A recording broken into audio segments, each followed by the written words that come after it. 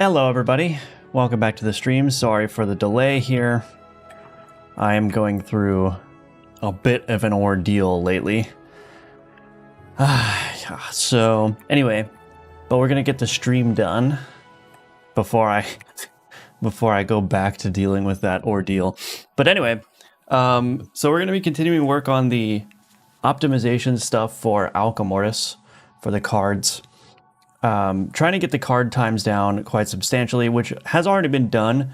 For the most part now, what I'm doing with these cards is I'm trying to get them up to feature parity with the old cards. So getting all the animations back in place and whatnot. And I can explain how all that's going and what I've been doing here in just a second. But before I do that, I want to remind everyone that Alchemortis is available for wishlisting. So go ahead and give that a wish list if you're interested. It's a dark fantasy roguelite auto battler where you use alchemy to create your own builds and synergies. So if that sounds cool, check it out. You can also support the game on Patreon. Subscribing at this top tier for at least 1 month will get you a couple of nice perks. One perk is that I will send you an Alchemortis Steam key when the game launches, so you won't need to buy the game again on Steam. And I will put your name in the in-game Alchemortis credits. So just some nice things, a little incentive there if you choose to support the development of the game before the game is out. But you can also support me by purchasing one of my Udemy courses. This one is the co-op online multiplayer course, but I've got a number of other courses and those help me. That's actually where the bulk of my monthly income is coming from right now. Plus, you know, you'll pick up a new skill. You'll learn how to build games in the Godot engine. Check those out if you're interested, and you can also join the Discord. Everything related to what I just said is linked below. So yeah. Anyway, hello Nathan, welcome back. 22, no woman. Hello, welcome. Hello Emerson, welcome. Bedro Dev, good to see you again. I don't have any skills, I like to keep it that way. Nice. Happy Thursday also, by the way, everybody. Happy Friday 1. In college, me and my buddies used to call Thursday Friday 1 because none of us had Friday classes. So it was Friday 1 and then Friday 2.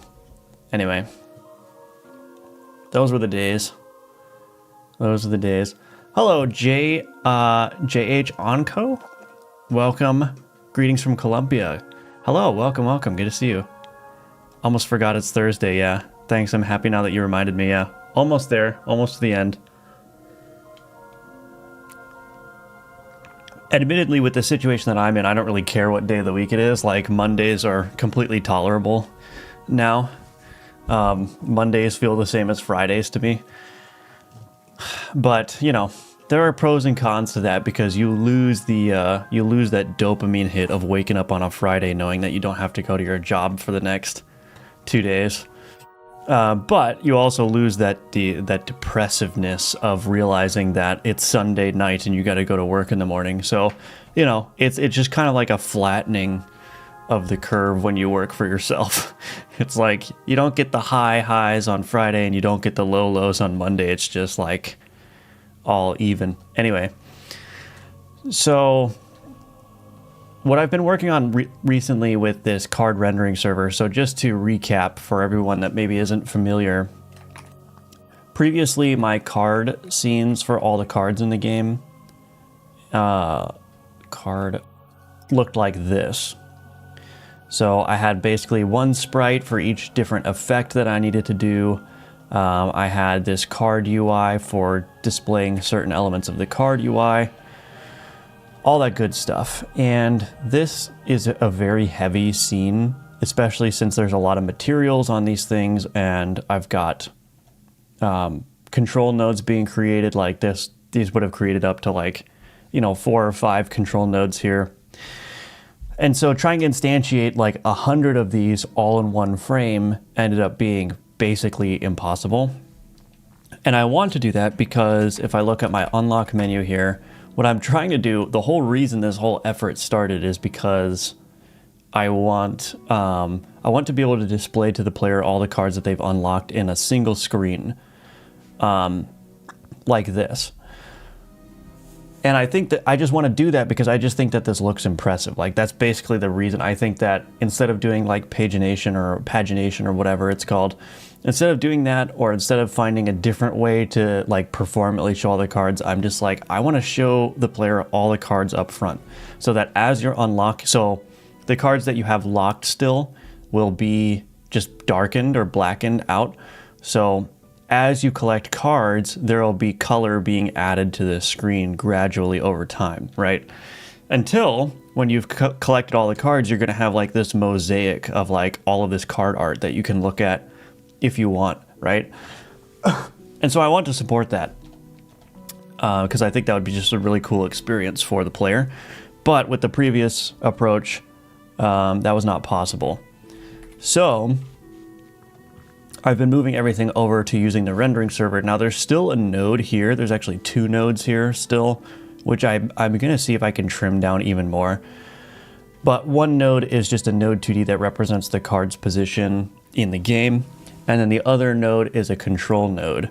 Now that I think about it, I wonder if I could just make the root node a control node. I might be able to just get this down even more. But anyway, we'll worry about that later. But everything else from this card scene has been ported over to using the rendering server directly. So if I look at this bind to card, if I look, for example, at create background, this is creating a canvas item using the rendering server. And then that canvas item is having its texture set using the rendering server. And then for things where I have materials, I'm just doing that through the rendering server. So I'm bypassing the entire overhead of creating node objects, and I'm just going to the rendering server directly.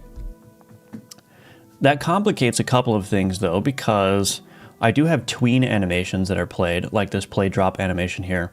So I had to take a slightly different approach to how I'm tweening things. So now what I need to do basically is, firstly, I needed to create I basically replicated this scene structure, but with the rendering server directly. So I have this method here called create roots. This creates a position root, an offset root, and a scale root. And basically all this is doing is this is replicating this structure here. And this structure here is necessary so that when I apply a scale to the card, it scales around the center of the card. So basically we've got the position root here. The offset root will be moved over. So it will be moved over by half the width of and half the height of the card. So like that. And then the scale root, this is not technically true, but everything under the scale root then gets moved over negative that amount. So what I end up with is I end up with the scale root being in the center and then all the visuals pulled back to like the local origin here. Anyway, all that so I could apply scaling. I'm replicating that inside of here. But then to actually apply the tweens, I actually have to do a tween method. So I've got like a method called set root scale, set position root position, and all these do is these modify the transforms for the relevant RIDs. So this position root RID will have its transform set. And the other interesting thing too is that there's no way to get the transform of a canvas item. It's only one way. You can only set the transform of a canvas item. So I also need to maintain the last set position so that I can use that for various purposes. But anyway, we don't need to go too deep into that, but I am gradually filling in all of the functionality from the previous card and getting all the animations working, and it seems to be working just fine. So I can run the game and show you. You have a day job? I don't. Not right now. I used to though. Hello. Oh, is this the same person from the YouTube side? Good morning, Jeremy Mills. Welcome back. We need to farm aura. That's a valid reason. 5 stream streak. Nice. We're trying to use the same scene node that you use for gameplay and has all the effects attached. Trying to use the same scene node. It's not, no, it's not the same. It's not the same scene. It's a different, it's not even a scene anymore. This new one is just a plain Node 2D, but it's not attached to a scene anywhere. So I can actually just instantiate this class in code. And so I don't need to actually instantiate the scene either, which I'm sure saves some time, but basically translate P, rotate R, translate negative P. Yeah, it would be scale. I'm not doing any rotations. Hello, Ataxic. I got sucked into World of Warcraft and a project I'm working on. That's okay. Perfectly understandable. No need to apologize. But welcome back. Good to see you. Oh, yes. Sorry, I misunderstood you. Yes, that is correct. Stan George. Welcome to the stream, by the way. Hello, Jackie Daytona. It's time for Game Dev once again. It is. So anyway, I have some remaining things to do here. I'm missing the play legendary animation, play legendary drop animation. So let's go ahead and do that. Play legendary drop animation. So I'm just going to copy all of this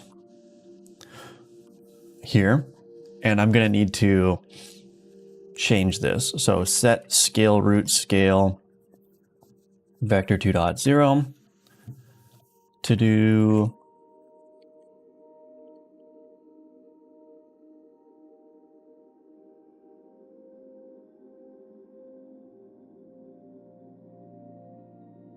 okay.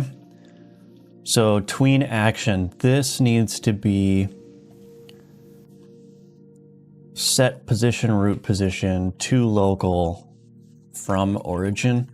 So it's mostly going to be the same structure. I just need to do things a little bit differently. Position root tween dot tween method callable dot from set position root position to local from origin up position dot value over 0.4 seconds ease type out ease type back. I think that's correct, so we could get rid of this. We've got the scale subtween. This needs to become tween method as well.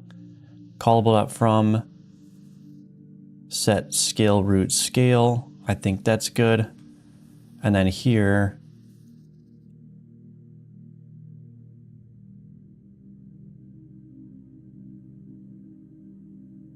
this needs to be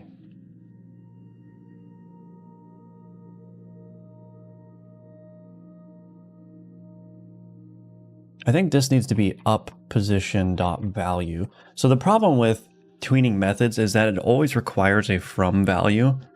And this is different than like positioning or tweening a position on a node 2D directly, because when you tween a position on a node 2D, it just uses the current position value as the from value, right? Which is good because that makes the tweens a little bit easier, a little bit more flexible, because you could say, hey, tween to this position, and I don't really care where you're at right now, right? But with tween method, I need to explicitly pass in the from and to positions. And so I need to do a little bit more like keeping track of where the thing is expected to be so I can move it. But we could try this. I'm also not sure if the legendary particles are working, so we may need to try that. Let's change the legendary chance up to 100%, and then we'll try this out. New WoW expansion tonight. Oh, is that true? Interesting. Hello, Gustavo. Welcome, welcome. Good to see you. Hello, okay, water, okay. Good morning. So I switched to a dampened spring system for animation. Don't need a start position.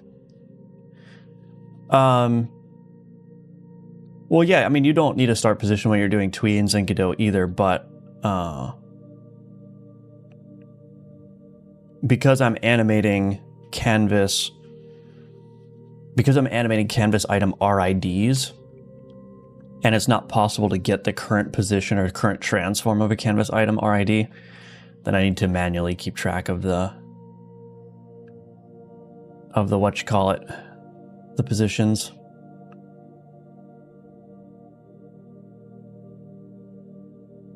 Okay, so that's good. The only problem here is that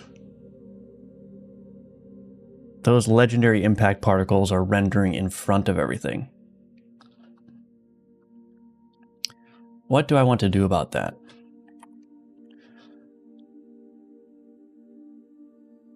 So I'm moving it as the first child. Can I set particles? Render. How do I change the render behind parent? Show behind parent. I think I could just do that. So maybe I don't need to move child. Maybe I don't need to move those particles. Just show behind parent. Let's see if that works.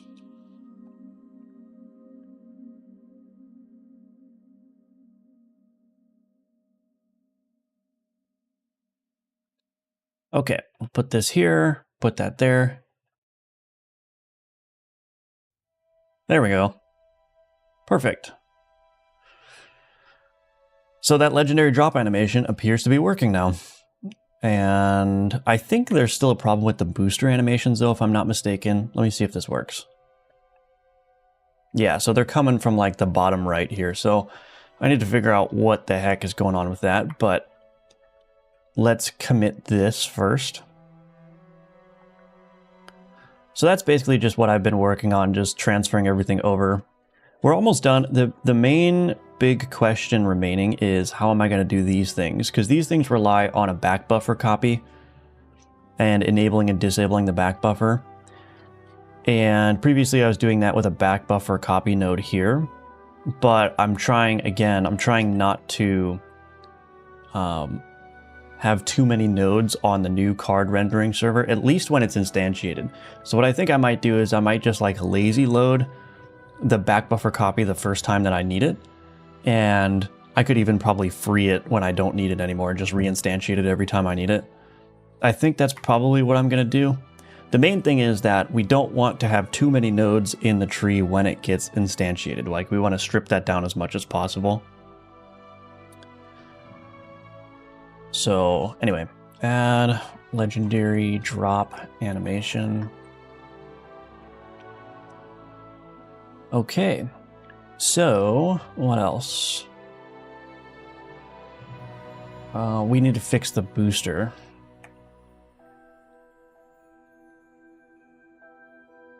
Booster card selection container. Play drop animation, animation origin. Set cards, selected booster, card origin. So that's a global position.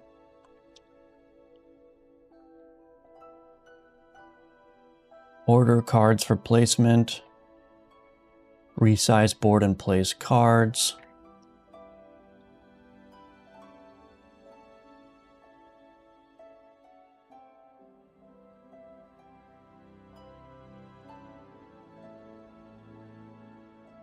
From origin.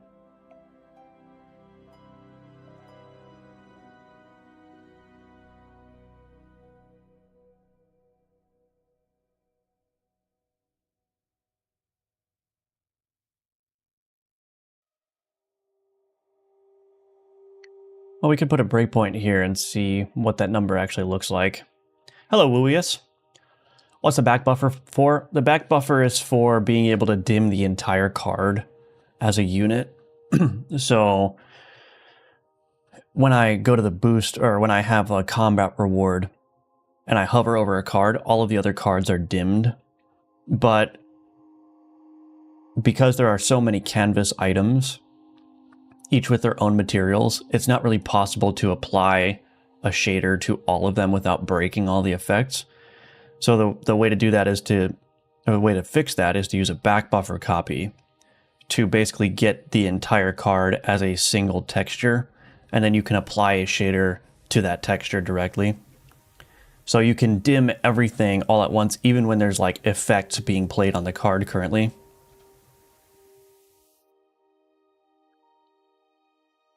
So from origin to local, what is the current global position of this card? 371.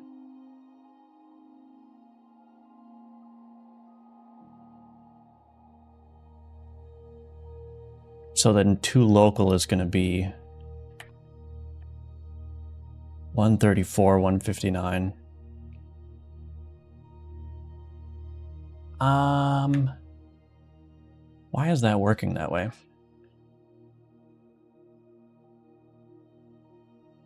Let me look at the card origin.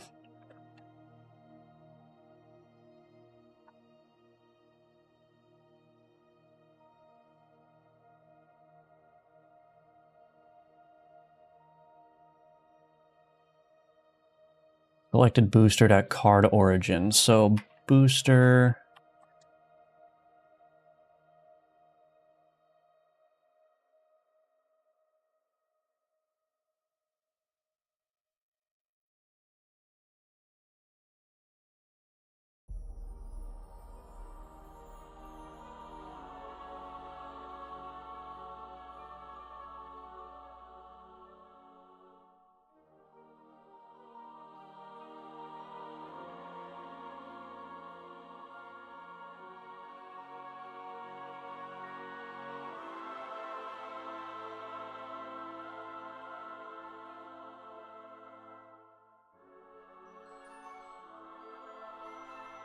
So I wonder, is this just not in the right position?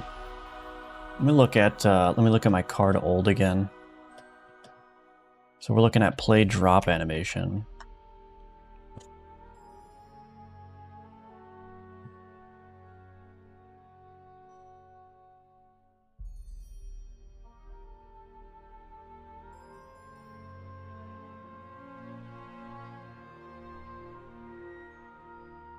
Resize board and place cards.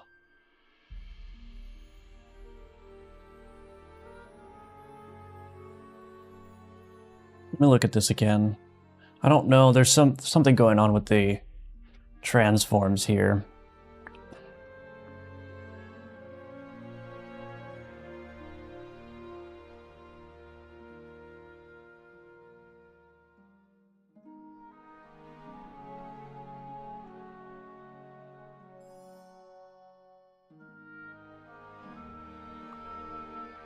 Why is that happening?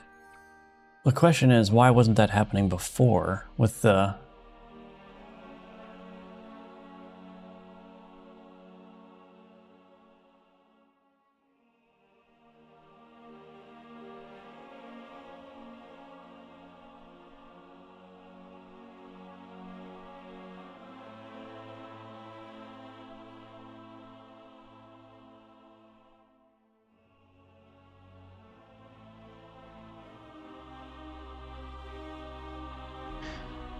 Pack cards on board.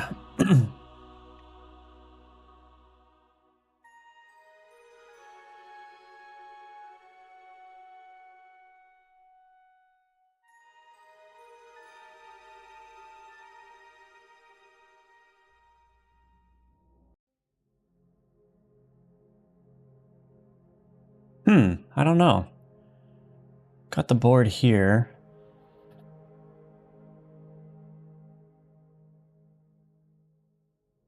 Board place scale in animation.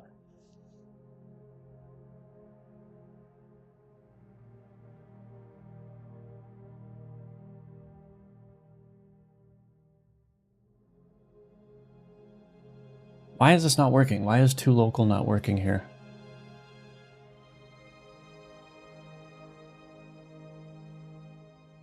Animation origin.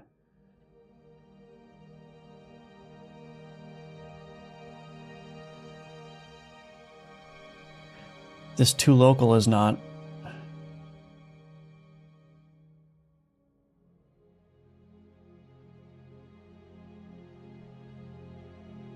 Two local is not working.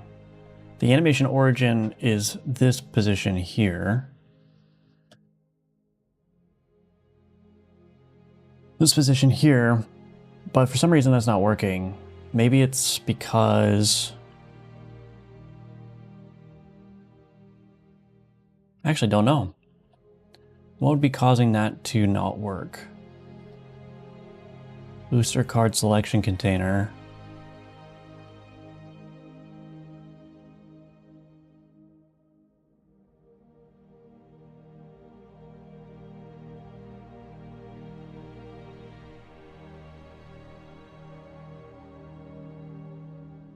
What happens if I don't do any scale animation here?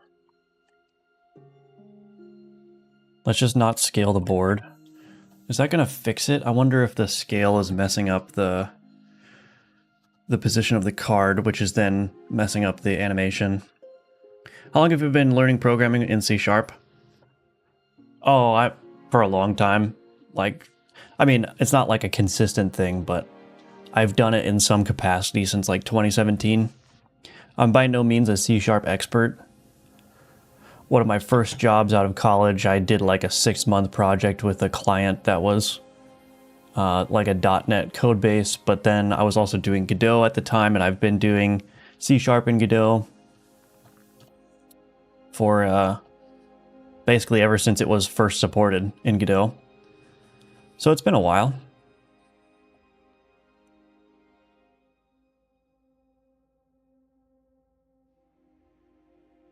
Why is that happening? Why is that coming from over there?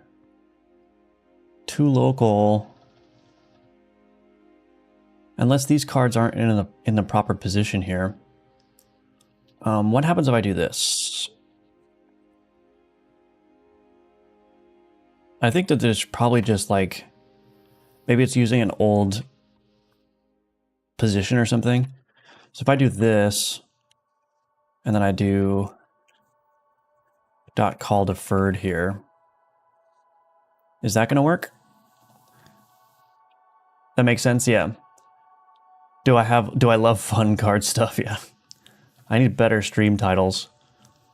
One of these days I'm just going to generate a random like passphrase as a stream title. It's going to be super cryptic, and you're going to come into the stream and then you're going to realize that there was no meaning behind that at all. Okay, so that worked. Yeah, so there's something weird with how resize board and place cards. So try place card at position. This emits signal card placed.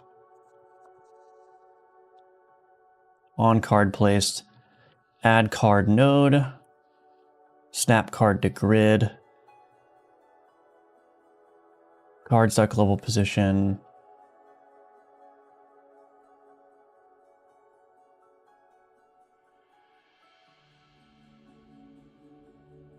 Do I need to do this? Card stuck level.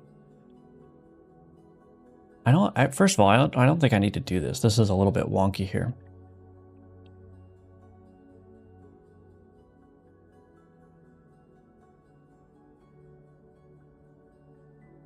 I think I can just set this. We're changing all kinds of things now.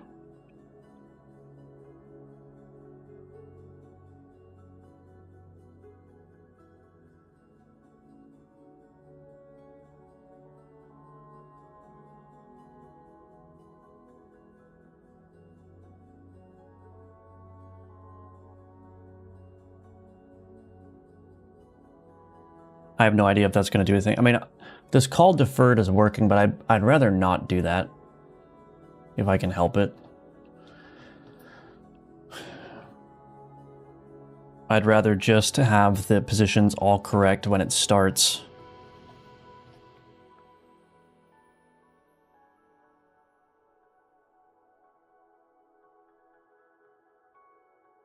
Okay.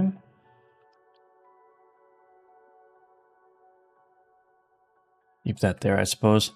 It's probably going to break again. Learning C++ for now, but I plan to give C# a try someday, maybe. Well, there you go.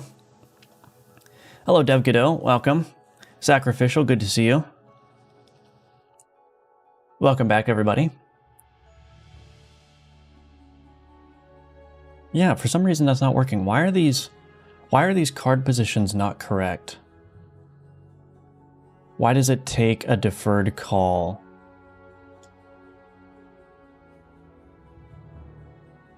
Well, here's what I can do.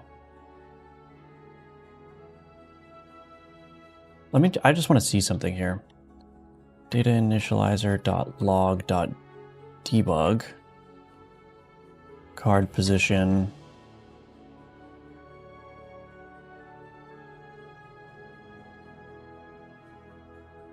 Global position. And then I'm going to do the same thing here.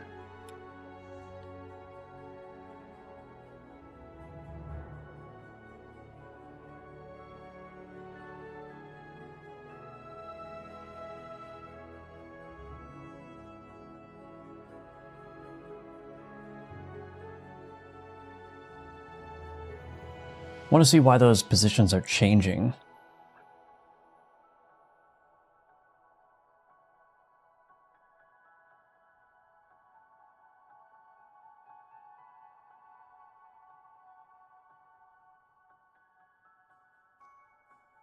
So corpse pile is 371 outside of the deferred call, then it's 478 inside of the deferred call.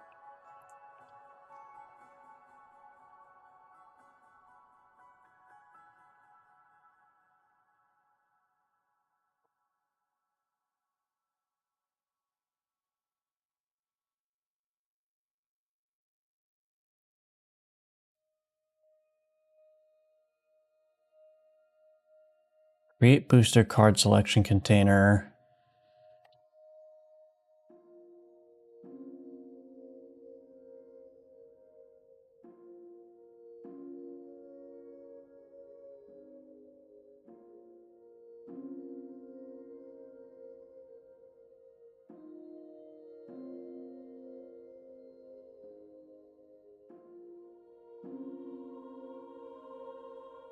You know what it could be?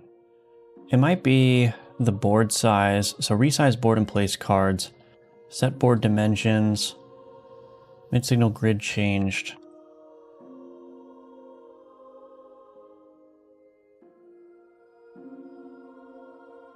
Board container. On grid changed. Update board.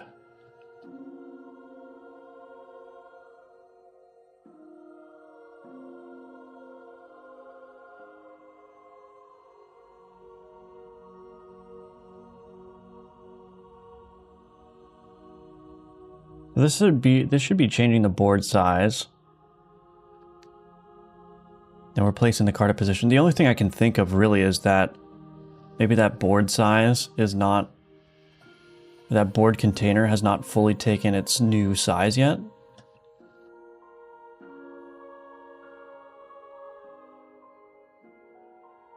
I mean, I can log that.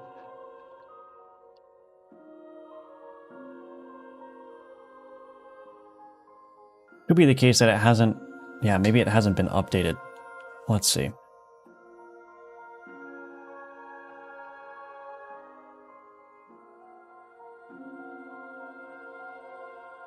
Board container position. Board container global position, and then we'll just do that in here as well. We'll see if those things differ. I think that's probably what's happening. Because this board container is a control node, so it's maybe the case that its position has not yet been updated. That's why the call deferred works, because that happens after the container position is updated.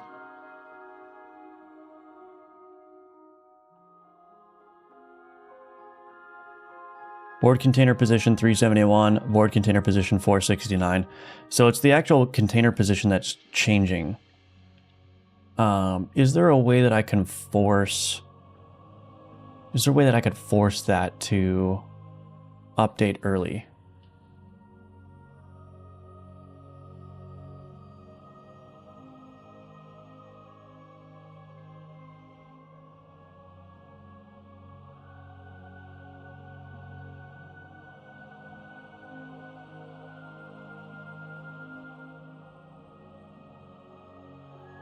Maybe, let's see.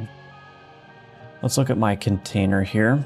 Is there a method in here for queue sort, fit child and rect?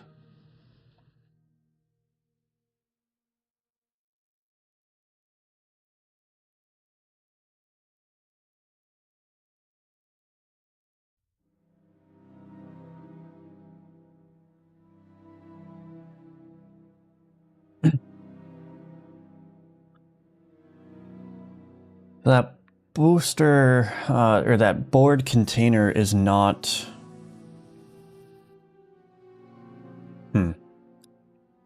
Its position is not being updated. Can I wonder if that queue sort is probably not going to work, but if I do this here, resize board and place cards, and then I do queue sort, Since it says Q, I'm doubting that's gonna work. I need to force like an immediate repositioning of the children elements so that the board's position is correct.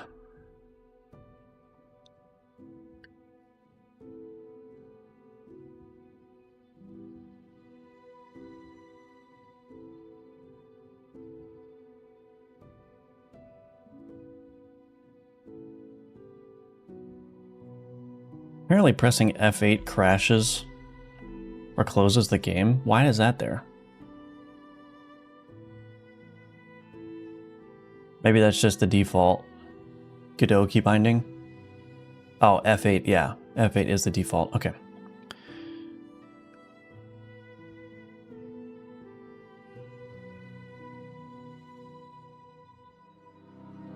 Nope. That is still wrong.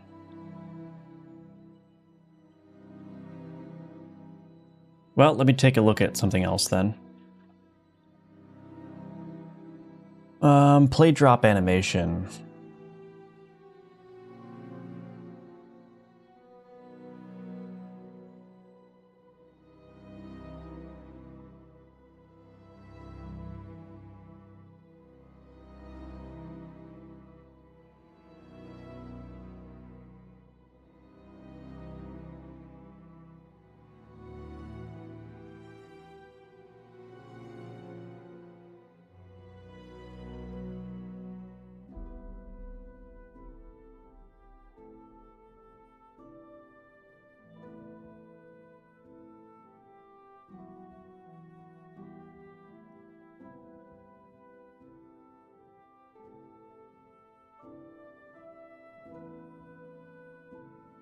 I actually don't know how this is working on the card old either. This is setting the global position to from origin.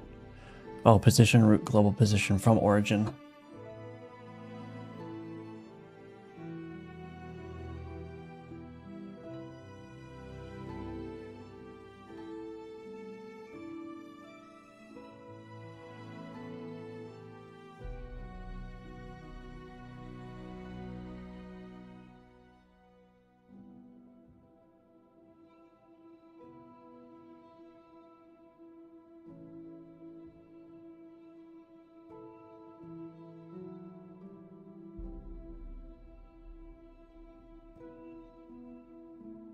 Well, I mean, I am missing this one part here. So maybe if I put this here.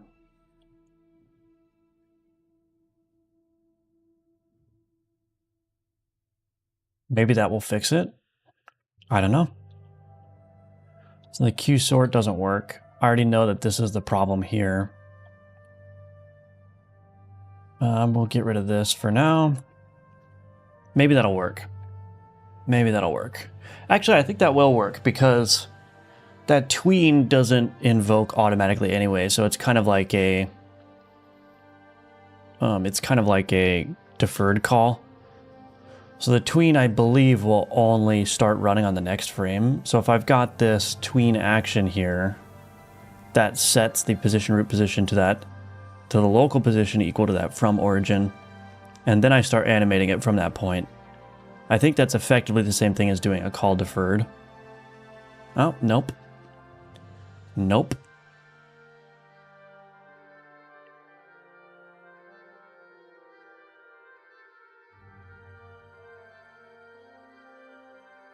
Nope.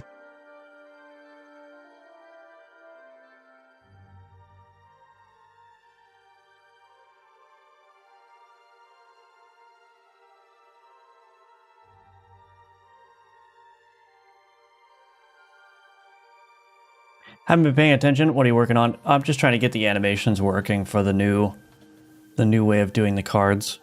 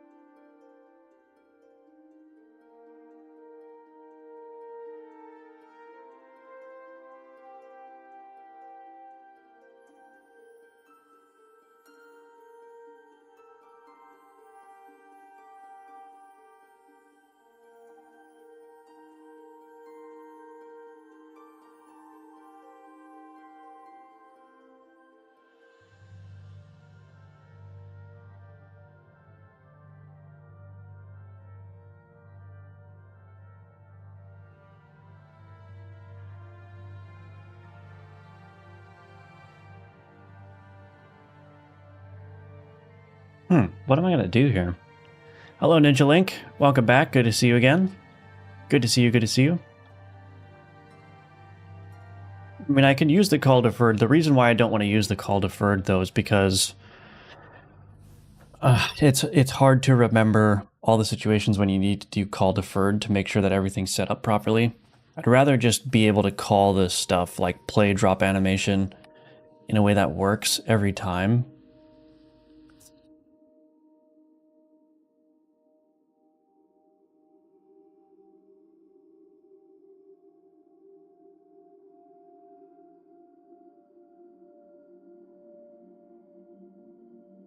Actually, I wonder if I do position root position here. Maybe that will work. Because when I'm defining the tween, that will be evaluated immediately because it's an argument. But the benefit of doing it here is that this will wait until the tween starts to set that position root position. And then this will store that value. So I don't need to redo that here. Maybe that will work. I actually have a feeling that this will work. Hey, look at that. It worked. It actually worked. I think we're good now.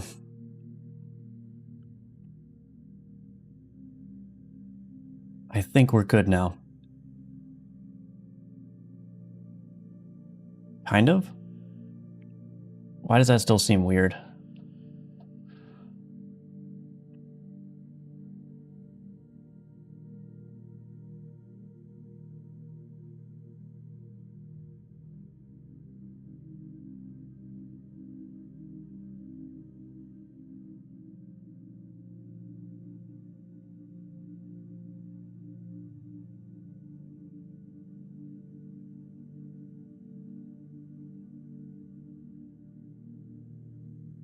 Create roots, position root RID, offset root RID, scale root RID.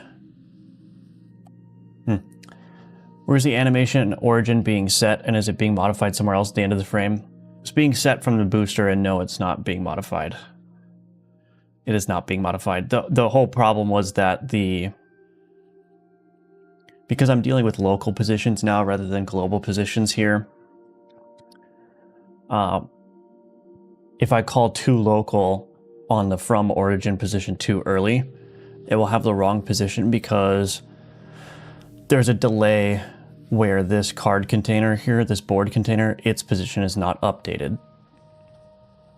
And this position will affect the position of all the cards on the board in terms of the global position of the cards on the board. So anyway, it's not a problem with this animation origin, but it seems like it's not correct still.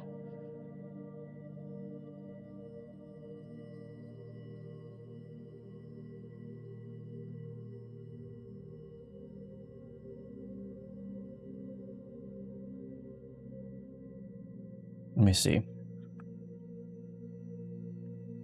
mean, I could change these to be like just very long animations. See what it looks like. Hello, Straight Pointer. Not sure if you follow Sam Yam, but she had a vid with Fiverr devs. One got $500. Use your Udemy result verbatim. So someone in Pakistan owes you some royalties. I did see that. I actually I left a comment on the video demanding my money. No, I didn't. I mean, it's like I wasn't paying attention. It doesn't bother me any. I mean, it's up to whoever's running these competitions. If you're going to have cash prizes, like, it's on you to vet the projects and make sure that everyone is staying within your rules. And, you know, that's on you if you don't do that, you know?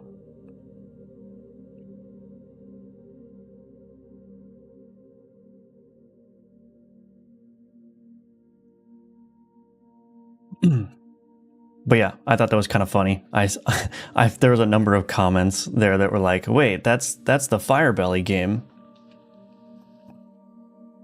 It's kind of funny.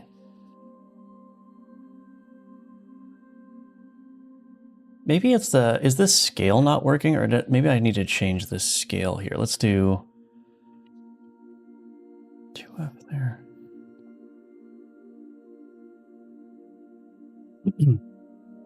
Yeah, I got it. Yeah. Figured you'd get a kick out of it. Yeah, it was fun. It was very interesting. I don't know. It's just kind of weird, like the amount of people that have taken that course. And there are a significant number of Godot developers who have taken that course or heard of that course. And it like shows up all the time. Like I'll see mentions to my course on Reddit when I'm perusing the Godot subreddit. It's kind of surreal, actually. It's kind of surreal. That doesn't look right at all.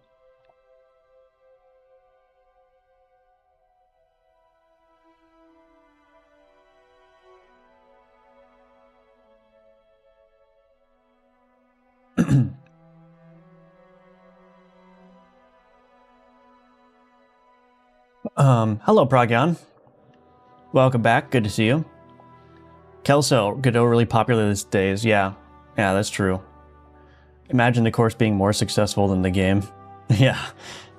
Well, I mean, the Udemy courses have sold very well, for sure. And it is entirely possible that those will just be the best selling things that I'll ever create. I'm hoping that's not the case. I want Alchemortis to be the best selling thing that I've ever created, but what are you gonna do? What are you gonna do? Yeah, those are not correct at all. Those are not coming from the center. Why is that not coming from the center?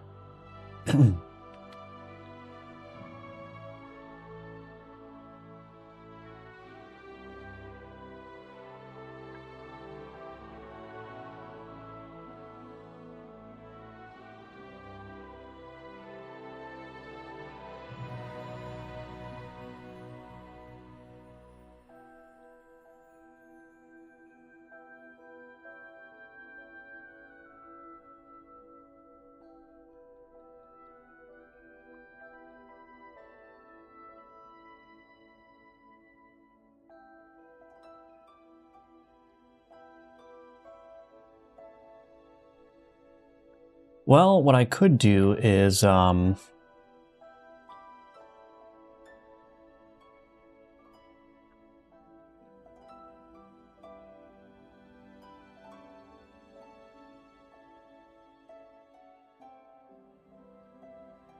want to try something a little bit.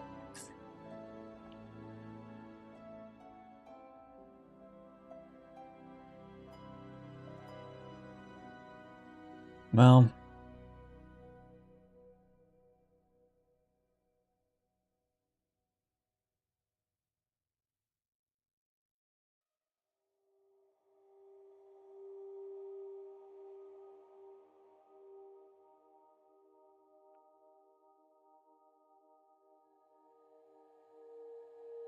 up position dot value. Yeah, I mean, I guess this is slightly different because this is setting the global position, but then this is setting the local position. So that's probably it. There's not really a distinction between a global position and a local position here. So it almost needs to be, nope, this is actually, oh, I actually,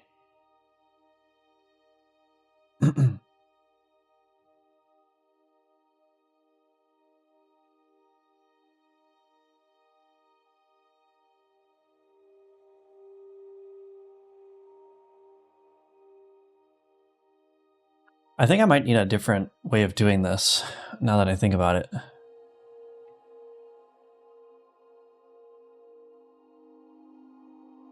I might need a different way of doing this. I almost need like a different method. That's a little bit more flexible here.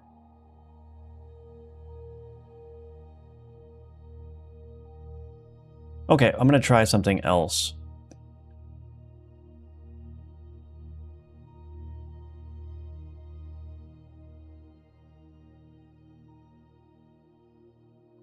Private void set position root position func vector 2 from position func vector 2 to position func float t. lerp t, set position, root new position. That works.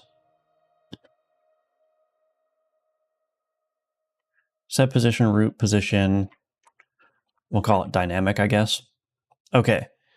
So in here, let's just get rid of this for now. Set position, root position, dynamic. We're going to change this to a float. This is going to go from 0 to 1. And we'll do this. T. This is going to be a little bit nasty, but that's okay.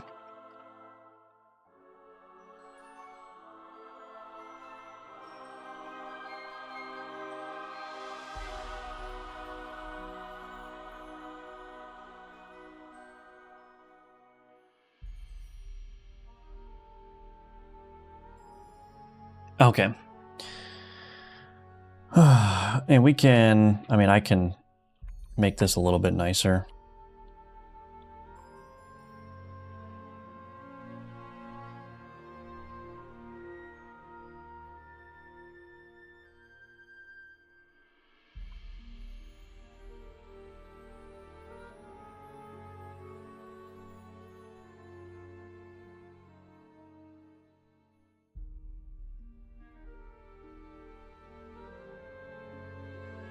So basically I'm changing this so that as we're tweening this method, all it's passing in is the progress value, so from 0 to 1. And then what I can do is I can evaluate this value every time. So if things are shifting around, or if like the board container is moving for whatever reason, this will always be adjusted. So that's fine. And then we're gonna have to do the same thing in here now. So let's just copy this, and I'm going to need to figure out what all my timings were and everything, but so we want to go from 0 to 1 with the start value being, do vector 2.0 as the end value. The start value will be 2 local plus up position up value. Float t. Okay. I have no idea if that's going to work, but let's try it. Becoming less niche every day. Yeah, true. Hello, Leah Alonso. Your courses are great, man. Thank you. I appreciate that. Thank you. Garnabal, welcome. Hello, how you doing? I just read what you said about the has point method overriding. I'm not sure how you're doing it now, but in that method, you could sample the texture under the mouse to see if it's transparent instead of manually specifying anything. I mean, I think that would be slower, right?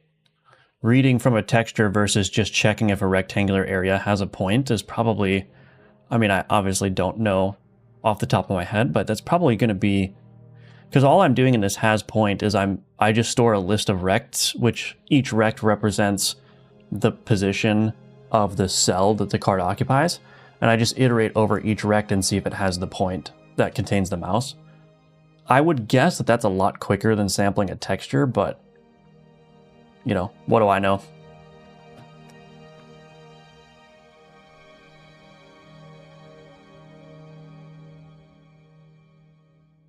Okay.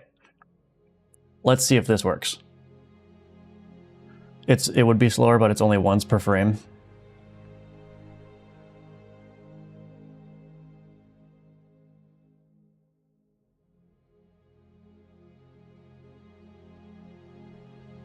Okay, so that's almost working.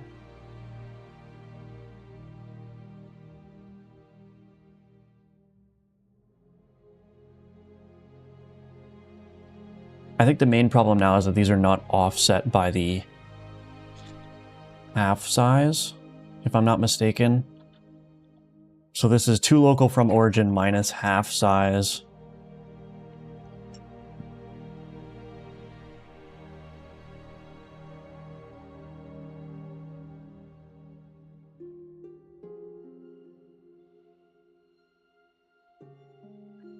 Doesn't look too bad to specify the shape, so probably not worth it. Yeah, and I was thinking for like, so I'm using polygonal click areas for some things. That should be relatively easy too, because I can just say, well, here's the polygon, is the point within the polygon, right? There we go. Okay, I think that's working now. So now I got to figure out. So this was 0.4, 0.4, 0.3. So let's put all those back. So this is 0.4. This is 0.4. And this is 0.3.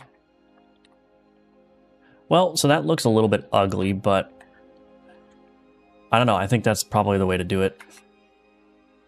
That's probably the way to do it. I may actually make my other tweens that way too, because that's just like, that's going to be guaranteed that it's always using the proper position, even as things are changing. Oh, that didn't seem right.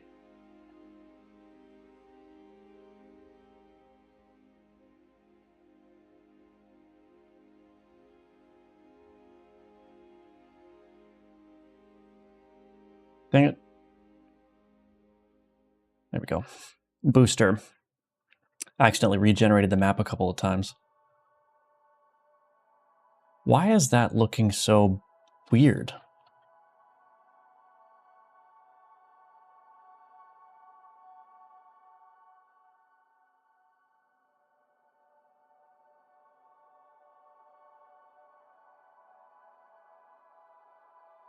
I might need to adjust some things here. Let's just change that.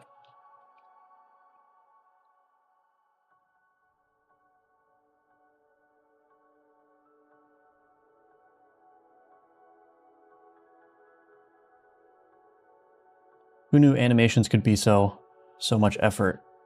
Yeah, those are going like way up. Am I passing in an up position for this? Is that maybe what's happening? Oh, vector 2 dot up times 90, yeah. So I probably don't want to be doing that actually. Or at least this needs to be a lot lower.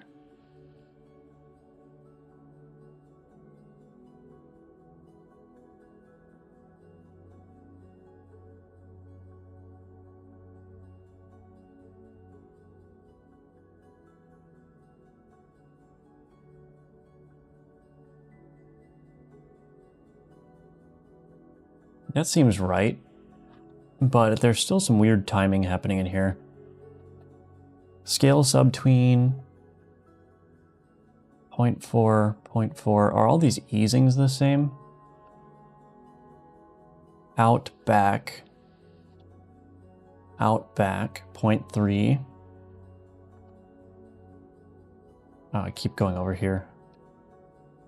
0.4, out, back.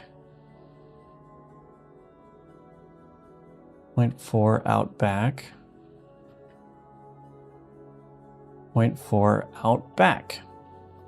Okay.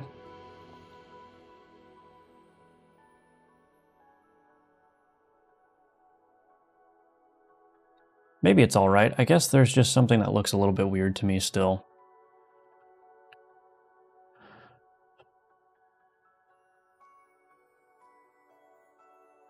Let's see.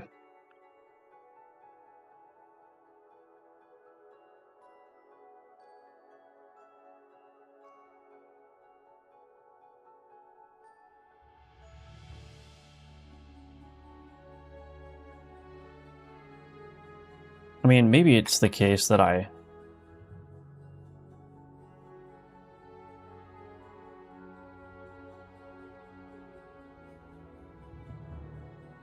made that number too small there. Let's see what happens here.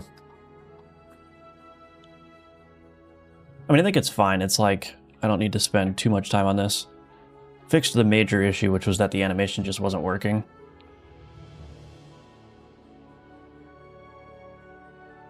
Yeah, that seems reasonable.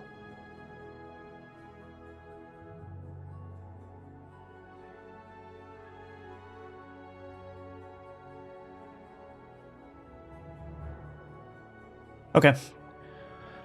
We'll call that good for now. We can get rid of that.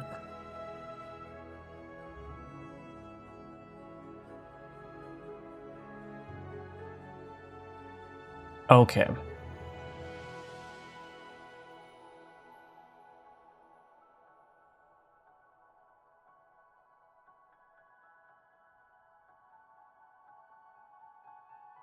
That's fine. Okay. Fix booster card drop animations.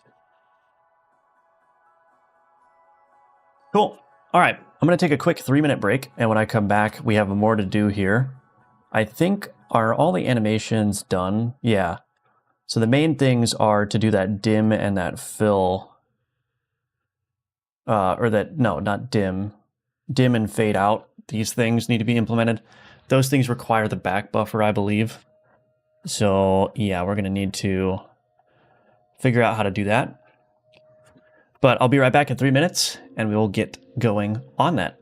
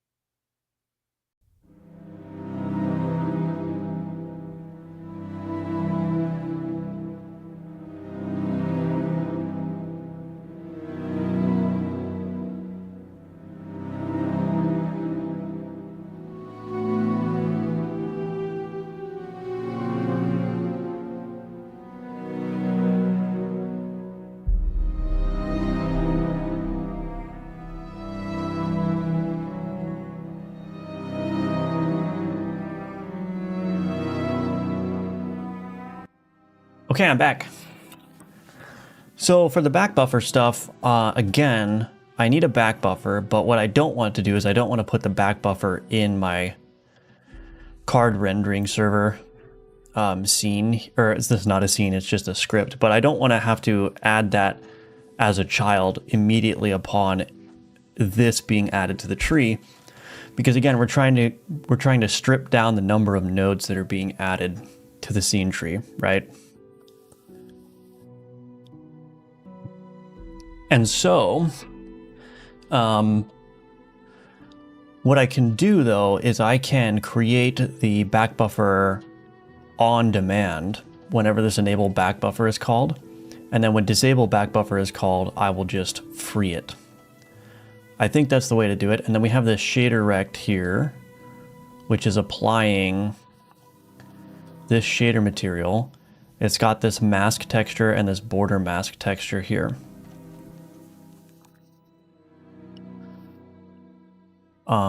So mask texture, border mask texture, card mask fade. How does the fade in work? Or fade highlight? What does this do? Oh, this actually changes the material.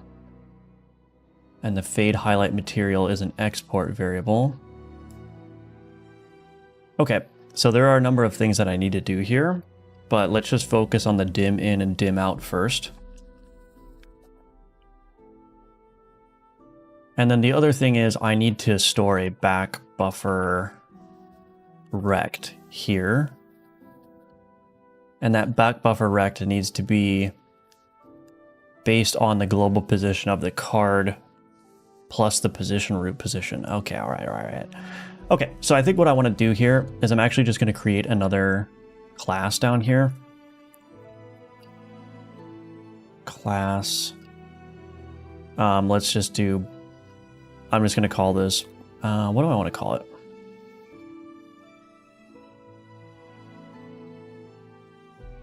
Well, we'll call it something else later.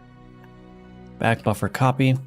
So I'm going to public override void process in here. So we're going to have it processing always when it's in the tree.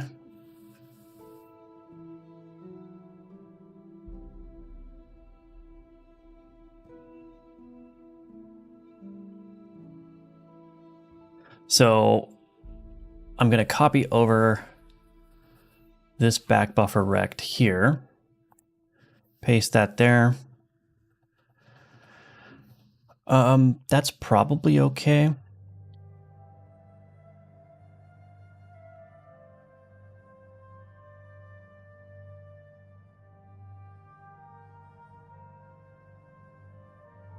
Can I reference full size in here? No. So let's do this. Public void set card full size. Vector to full size.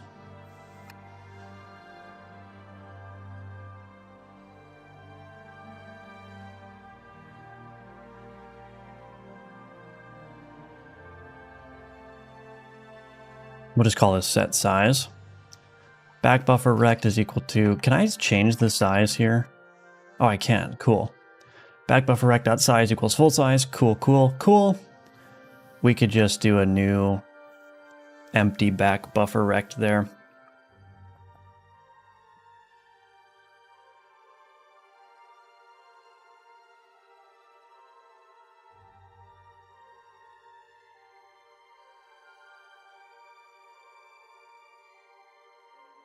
Okay.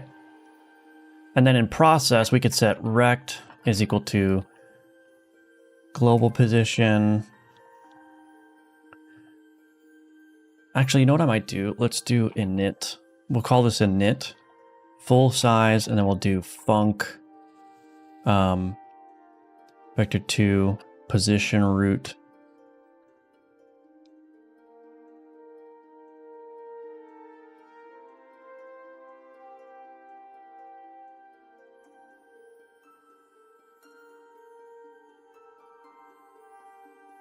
Yeah, we'll do something like that.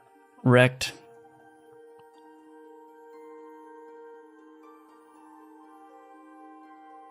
buffer rect dot position is equal to, I'll just create a new method in here. Private void update rect position.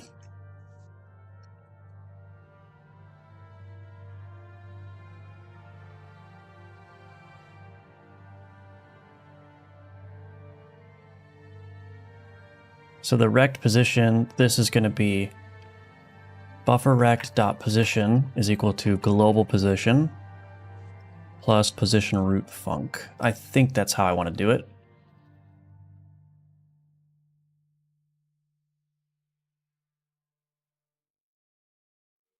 Yes.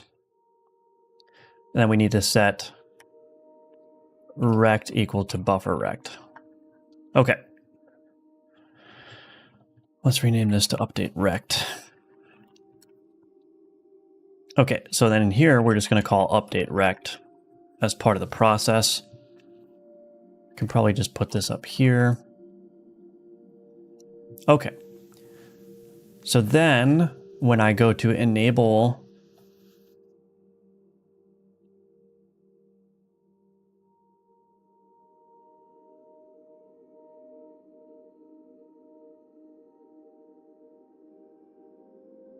I think my positioning might be off here, but we'll see. So enable back buffer. Let's do this. Private back buffer. Back buffer. Hello, Tyler. Just found your channel the other day and have been really enjoying the streams. Thank you. Yeah, appreciate that. And welcome to the streams. Good to have you here. If is instance valid, back buffer, we're going to do a back buffer queue free. And then we'll say back buffer is equal to new back buffer. And we're going to set the, what do I need to set? What property is that? This needs to be copy. Oh, copy mode rect is default. Okay, that's fine. So we'll just create a new back buffer and we'll add that as a child. Now what I'm realizing is that these particle effects, it doesn't matter. It doesn't matter.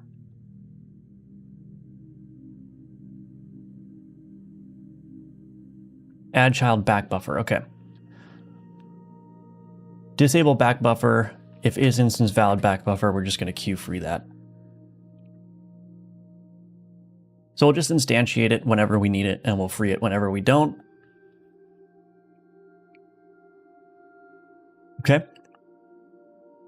So that's only part of the issue. For the dim in, dim out, we actually need to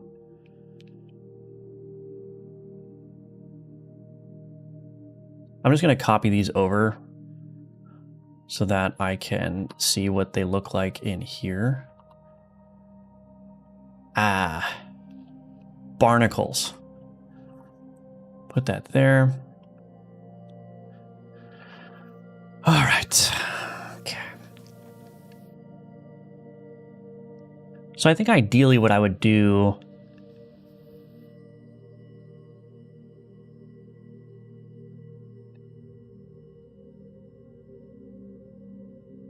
is probably move this dim in, dim out to the back buffer itself.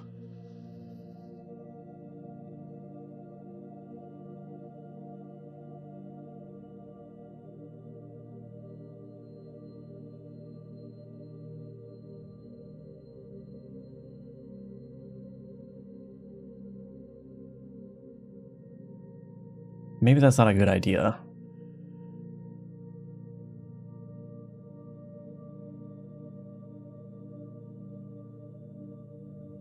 I may have to restructure this a little bit.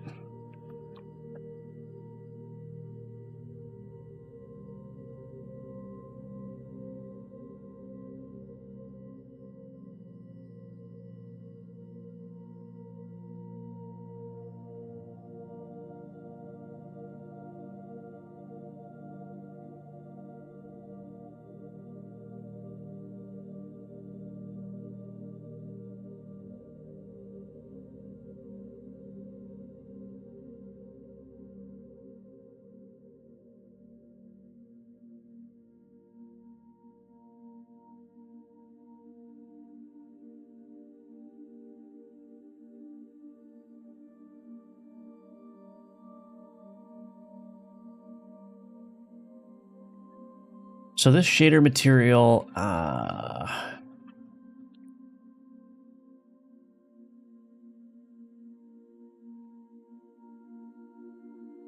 So I still need this shader rect here to actually apply this shader to. Am I ever changing the shader rect size? Oh, full size minus offset. I'm gonna have to deal with all these positions.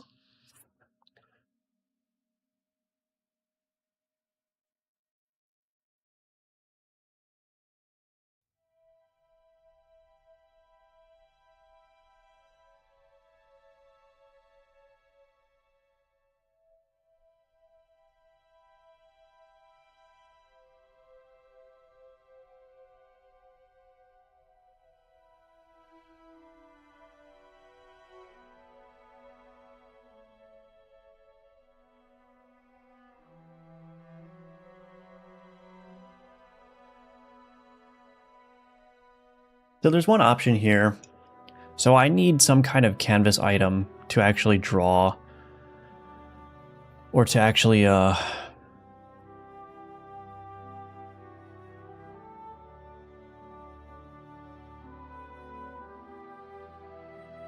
actually do the dimming against.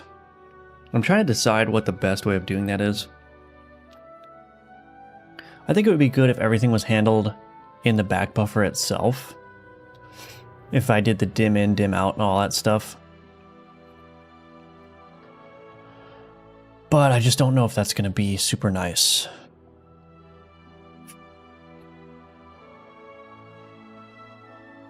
Maybe I'll just do it the simple way first. So let's do a create back buffer.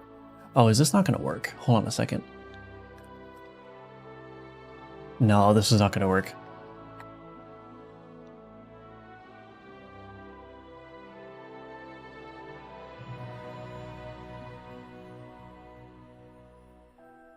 Yeah, let's just do it the simple way first.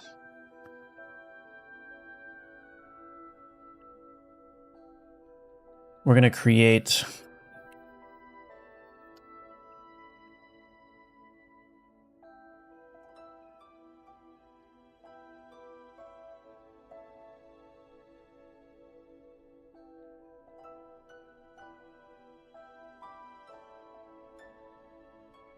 it's hard to decipher how this is working with the old scene structure versus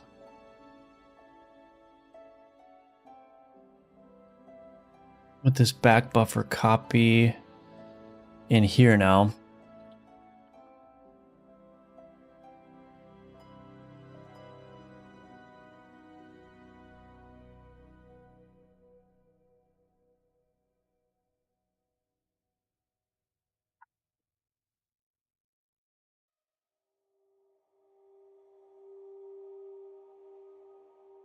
I wonder if there's a way to copy the back buffer functionality from the rendering server.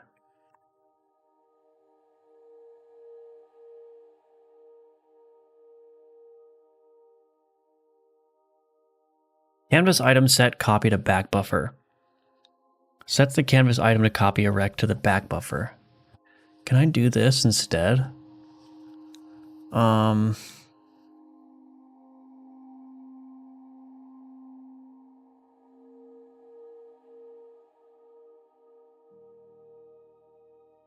What is the argument that's passed in here?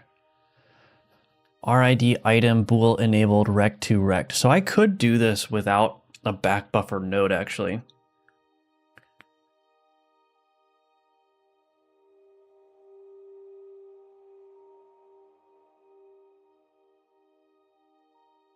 I'm going to try it that way actually.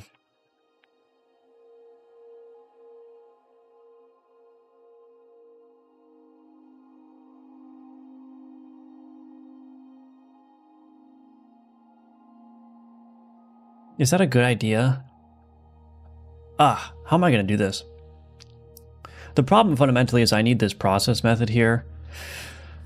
But the problem is I already have process overridden up here, and that's used for the card turn indicator.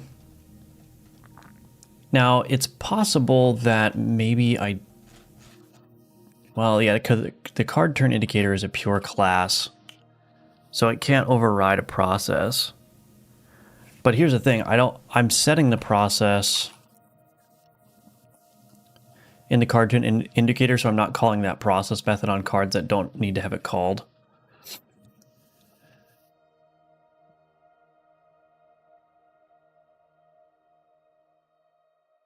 So if I created the back buffer at this level, I would need to manage the process in two different circumstances. One is the card turn indicator is valid and is running.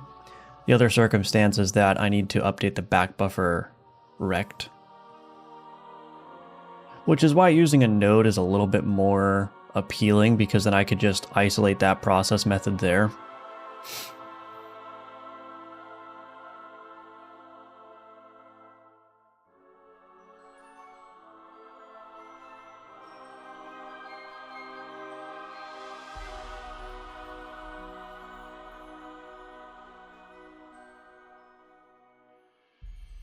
Well, let's just try it with the node-based approach first. I could do this with a rendering server, but that's going to be a little bit wonky.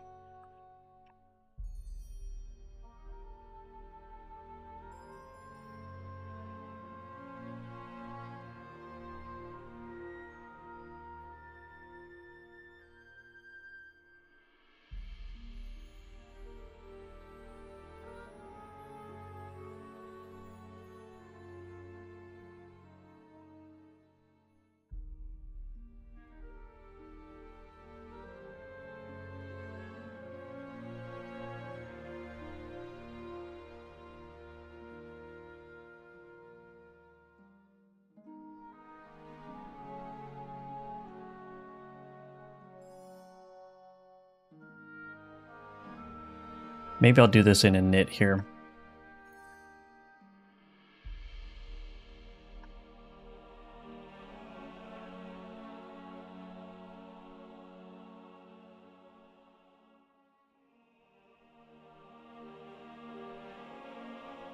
Okay, well, question, you build game by yourself, or you have some advanced Git like pipelines?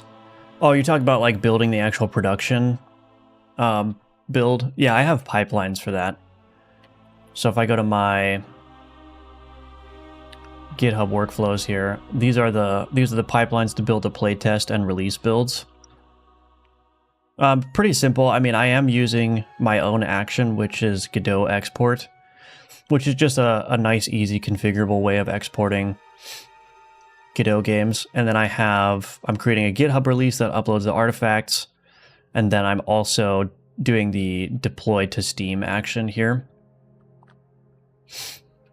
which are the Steam username and Steam authentication data is hidden with a secret, so you all can't see it. But anyway, and these workflows are basically identical, except the thing that's changing is the presets that are exported. So I have export presets for my playtest, and I have export presets for the normal version. And then I will create a third workflow for the demo version, and I will set that all up.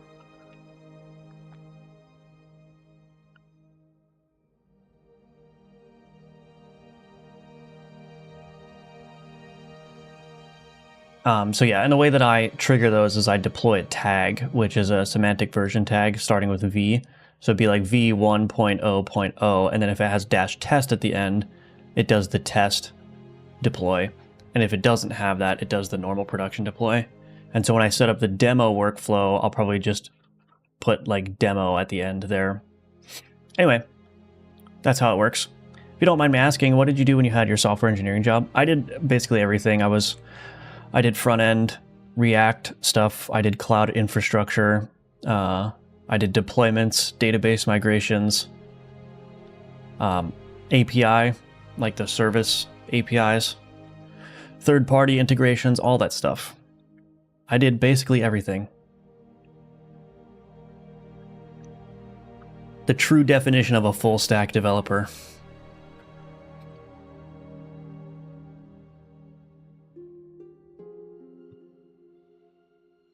All right, well, let's see if I can get this to work, I suppose. So I need this material now. Now, the weird thing about this is that this is going to have to be...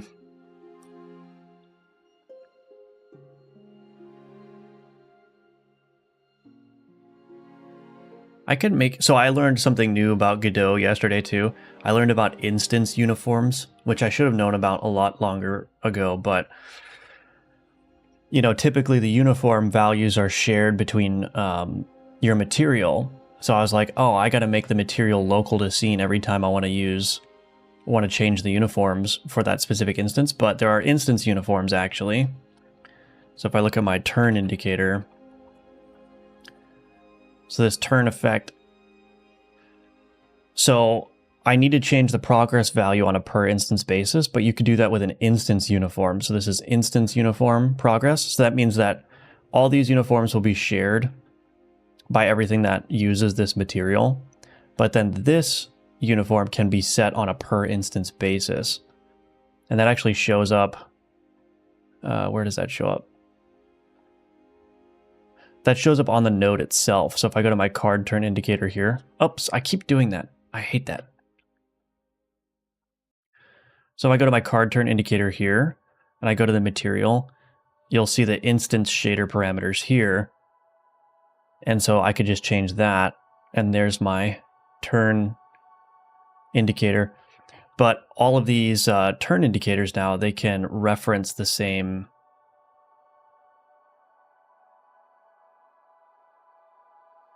material, this card turn indicator, without sharing the progress value. So I literally just learned that last night, which is a little bit embarrassing to admit, but I updated all the shaders throughout the game, so I'm not using local to scene. I'm not using this local to scene flag if I can help it. So anyway, earning that full stack title then, yeah. Hello, Anthony, welcome back. Anyway, so I still need to get this material on here. So this is the card mask fade material. Now the question that I'm wondering is, there is a limit to the number of instance uniforms you can use. And I was hitting that limit at around about like 700 or 800 cards. So, you know, for the back buffer, do I use instance uniforms for these mask and border mask texture? Oh, and progress. So I'm going to need to use an instance uniform for the progress as well. So do I want to introduce 3 instance uniforms on this back buffer, or do I want to just duplicate the material? I think what I'll probably do is just duplicate the material, because I do have to be a little bit careful, I think, with my instance uniform budget. I can't just be using that everywhere. Apparently there's a way to change it. So like, I'll show you. So if I do 143 cards with all their materials in my test card rendering server, and I don't end up freeing the cards, so I've got a tween with 10 loops every half a second, it's rendering all the cards.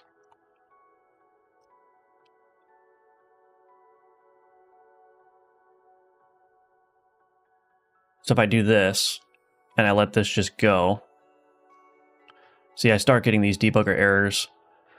Too many instances using shader instance variables, increase buffer size. I was like, okay, well, maybe I could just increase the buffer size then. So I went to project settings, rendering.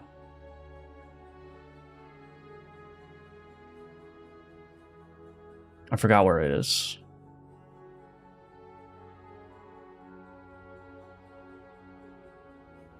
Limits, I think. Yeah, so buffer size.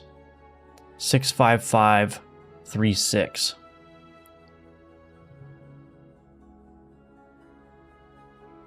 So that's already a massive number, so I have no idea how I'm hitting that number. Unless this buffer size is in like...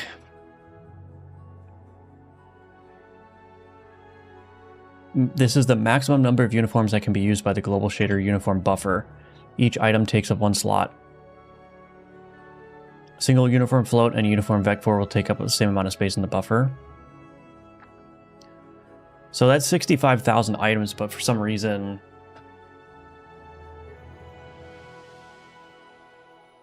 it's showing this error. So I don't think...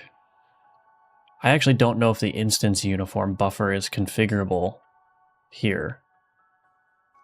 This is also global shader variables. Global shader uniform buffer. So yeah, I don't know if that's actually configurable. But anyway, so I think I have to be a little bit careful with how often I'm using those instance uniforms. Full stack is a liberal title in the era of AI. Thinking about it, being a solo game developer has a lot of similarities to being a full stack developer. It does, yeah, it does. I currently do a similar stack for my job: React, Angular, C#, SQL, lots of front-end, back-end, DBs, APIs, etc. Yeah. I liked that though. It was fun because you would get tasks that are more like back-end cloud infrastructure heavy, and then you would get tasks that are like just front-end features, and then there would be tasks that like covered the whole gamut. So it's like, you know, we need the entire end-to-end experience of like the user inputting the data, that data going to a third-party API, being stored in the database, you know, all that stuff. So it was fun. It was fun for sure. One of the most fun things that I did is I wrote a feature for our users because we had email sending capabilities. So I wrote a feature like end to end for users to be able to go and like do rich text formatting of the emails that they wanted to send, and then schedule those emails to send at a particular point in time. And the only thing we really had at that point was just like the basic email sending, like sending a text email. So introducing the queues and all that to actually schedule the email at a certain time, plus rendering the rich text correctly in the email, was really fun. Took a while to get done, but it was fun. Meanwhile, I'm actually getting back into Pascal. Nice. Hello, Lunatic Edit.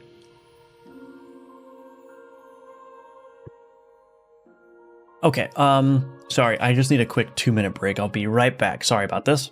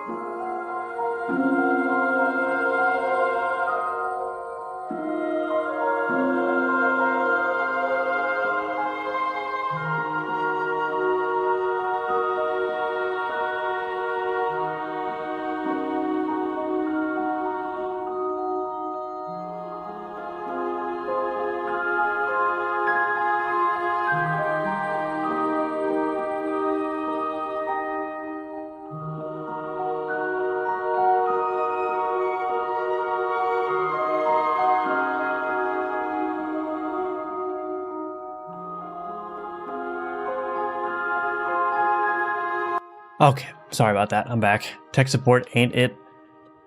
I'll tell you what, yeah. The other nice thing about being a software engineer is like we were, in all the places I worked at, we were very, very, very shielded from customers. So my day-to-day job was basically like not knowing anything about what the customers were saying. By the time the work got to be, it was like filtered down very nicely into a like, here's what we want to accomplish, and like here's the rough game plan for that. So I was able to go off into my own little zone, not talk to anybody, and just bang out the code. That was nice. Anyway, I still don't know what I'm going to do about this. So did I save that material yet? Okay, so let's save this as, I might as well just clear out these textures. Clear those out. Save this as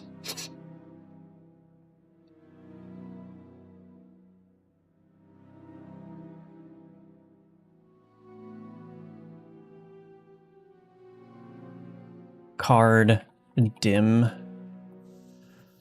save.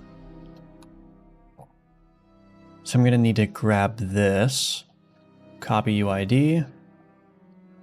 We'll put this down here. Private static read only shader material card dim material. Okay. Material is equal to card dim material dot duplicate as shader material.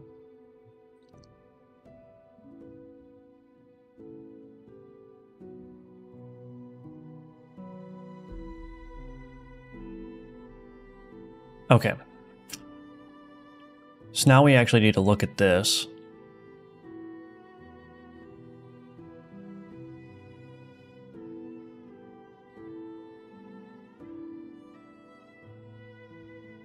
We've got this enable back buffer here.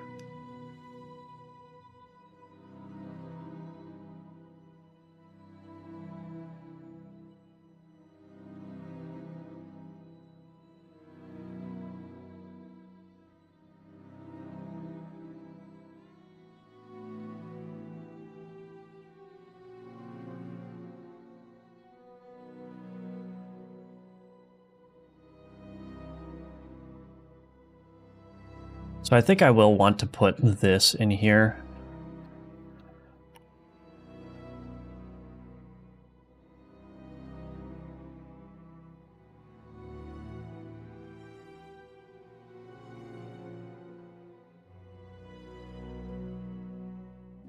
Private tween, shader tween.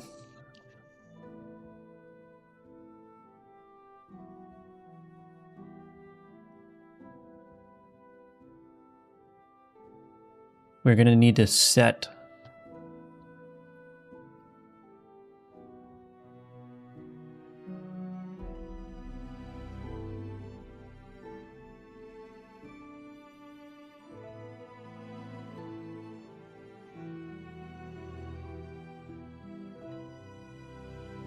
material.set shader parameter,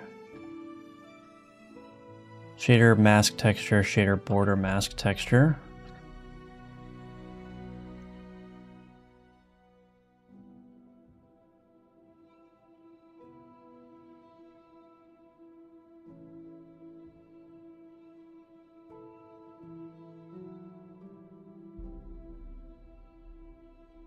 I don't really want to do this, but we'll do it. Texture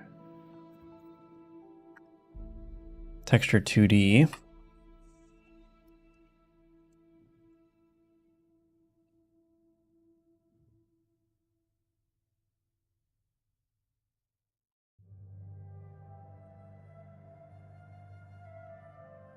Okay. I could set those properties in here actually.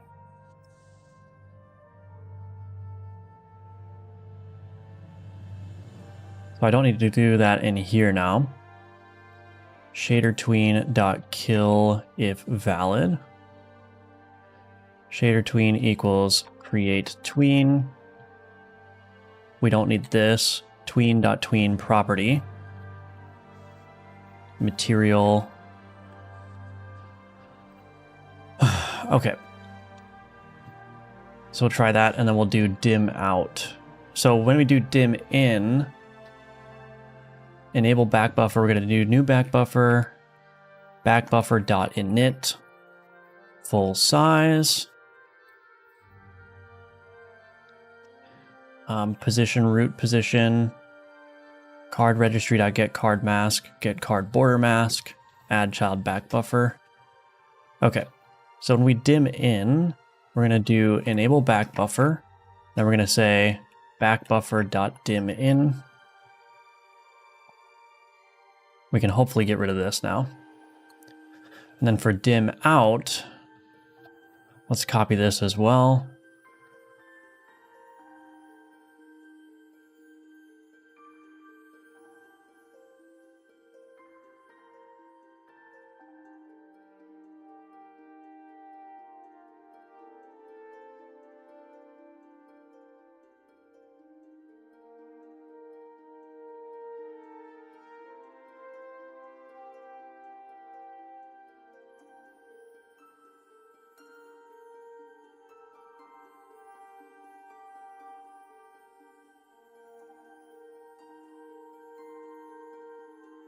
I don't know why this is here. Border mask placeholder texture. What is that?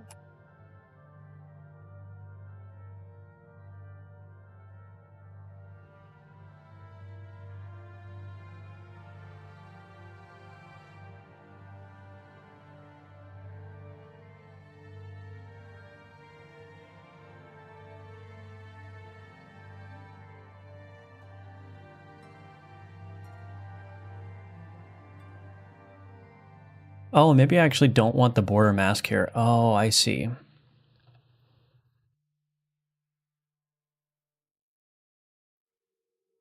I must be using this shader somewhere else.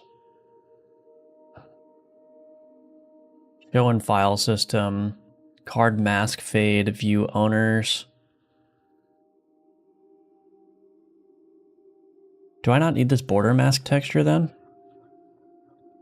Well, whatever. Maybe I'll just leave it empty then. I don't think I actually need that border mask texture. I just need the mask texture. So we'll get rid of that.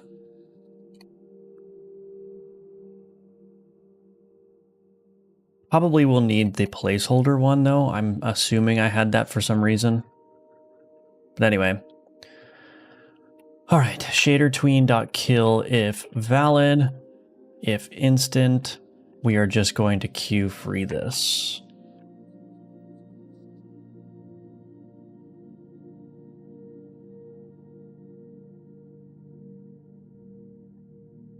Shader tween equals create tween. Tween, actually we don't care about that. Tween property here. And then we're gonna do material. Okay. Now here's the thing, I probably want to do this as well. Shader tween. Actually, let me take a look. Where is this disable back buffer being called? Nowhere.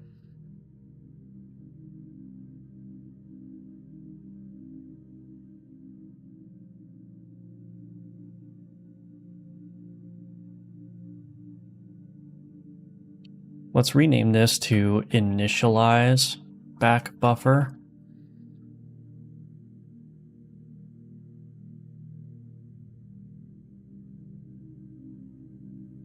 Maybe we get rid of this.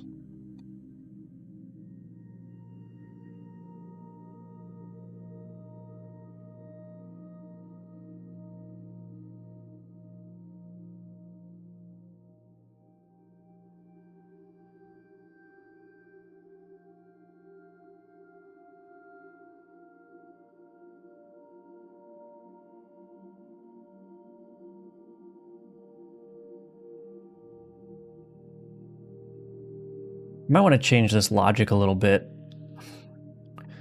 If the instance is not valid back buffer, actually let's do this. If is instance valid back buffer and not back buffer dot is queued for deletion, then we'll just return.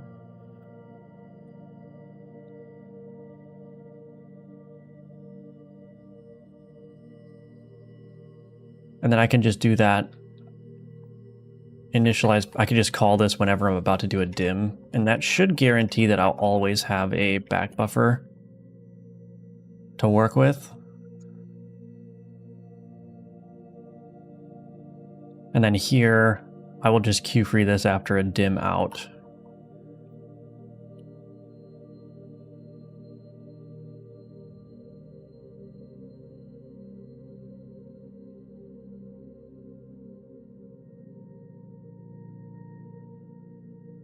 Okay, let's see what happens.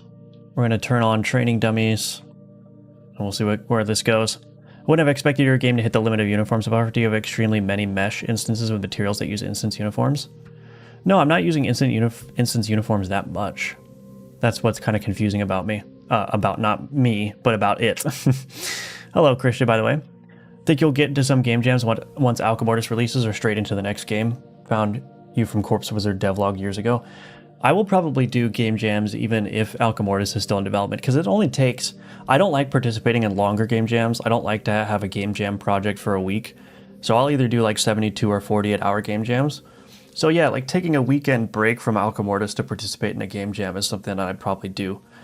But I also only like participating in the larger game jams too. The Corpse Wizard was probably the smallest game jam that I ever participated in. But I like doing the Ludum Dare and also the Game Maker's Toolkit. Those are the two big ones that I like to do. And so I don't know what the status of Ludum Dare is. Like it was on and then, or it was done and then it was on again. And now it's like, I don't know, is it done again? But yeah, we'll see. I had that instance uniform problem in my game, but that should have way more objects than yours. I didn't encounter it anymore after increasing the buffer size to 262144. Okay, interesting. Yeah, I might have to try that, but I don't think I'm going to hit it. Like, that was just when I generated 1,430 cards. Probably around, well, it would have been less than that. Because it's around iteration like 6 or something that it starts. So whatever 143 times 6 is. But yeah, I wouldn't have expected that either, based on the buffer size, but maybe the error is just not helpful. Maybe there's something else going on. Anyway, let's see if this works. Come on, card dimming. It didn't work at all.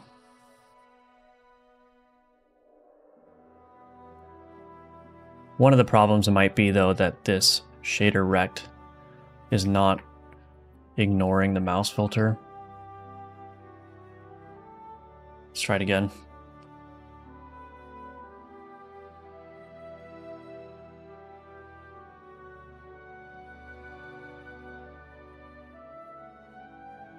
That feel when it doesn't work.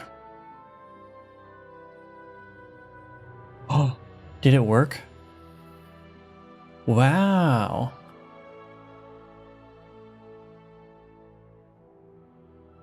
I'm kind of shocked that worked, honestly.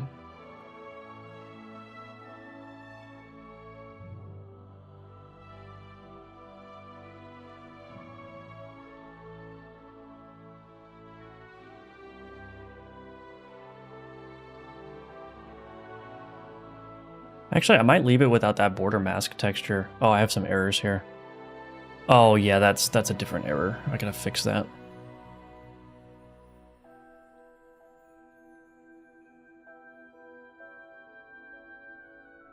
Actually, maybe I should set the border mask on here.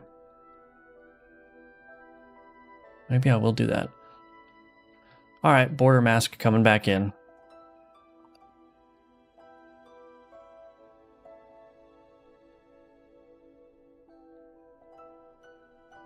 Do I need to store these? I don't need to store these, I don't think. So we can get rid of this.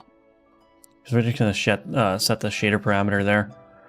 Now, there is another case where I need the back buffer.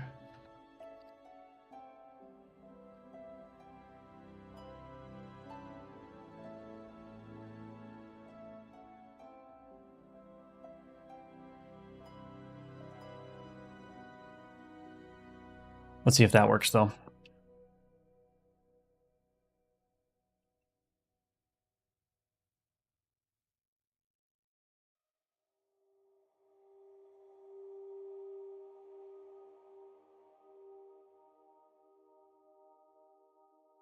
Yeah, there we go. All right, that works.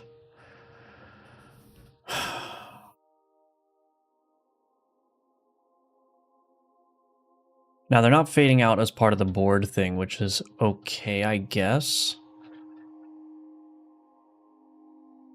I still have this fade out and fade in and fade highlight.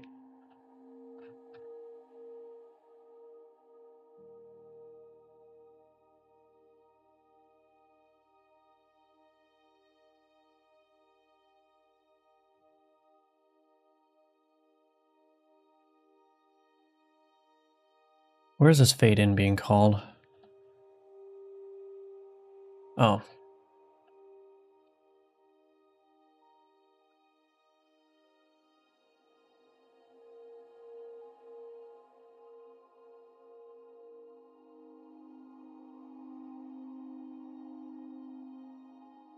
So I think eventually, I could probably move away from using a node for this back buffer.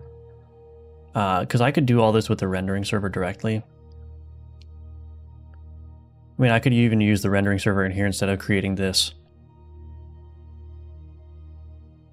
Or can I do that? Let me think.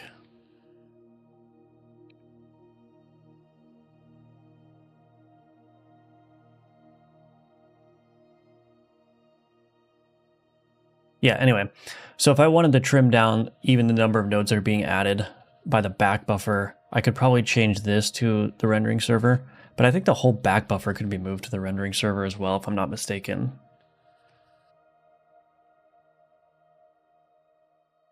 The main problem is like I just need to figure out how to get this rect to update every frame when I'm also doing the process up here for the card turn indicator. So I guess there are ways to handle that.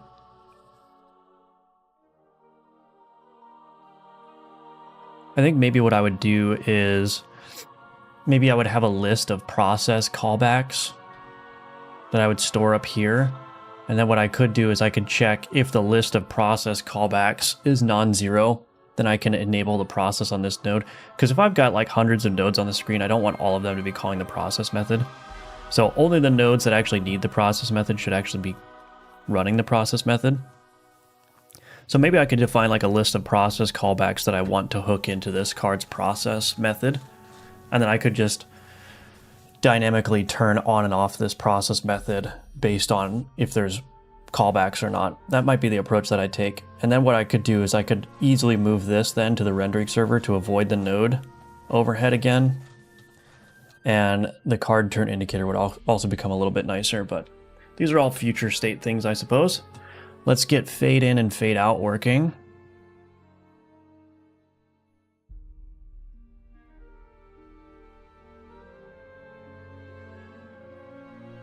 So I'm actually going to copy and paste these.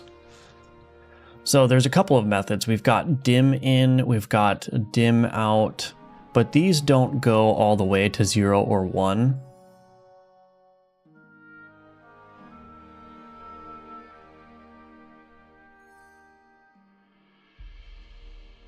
So this only goes to 0.5 and this goes to 0, but sometimes I want to go all the way. So if I do fade out, what I could do is I could do kill if valid. I can get rid of this. Create tween. We don't need this tween action back buffer. We just do tween property material. And then in here, same thing. We don't need all this. Oh, but do I want this to be a cleanup tween? No, I don't. I think this is good. Kill if valid, create tween. Tween property, material.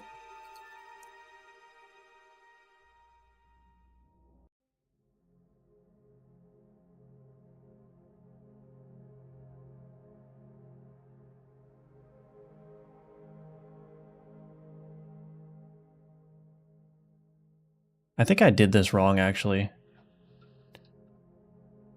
No, I didn't.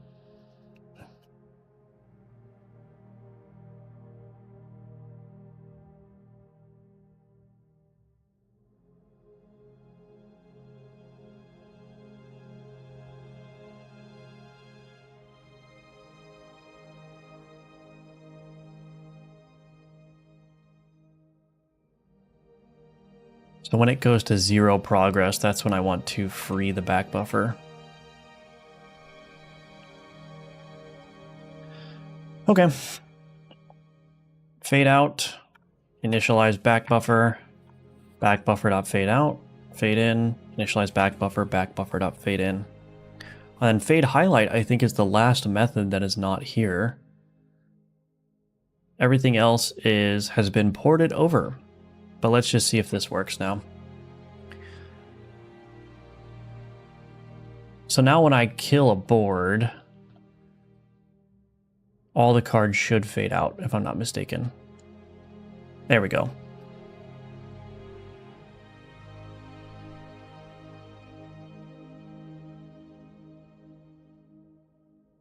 Cool. I need to try dying. So let's go to project settings, turn off the training dummy.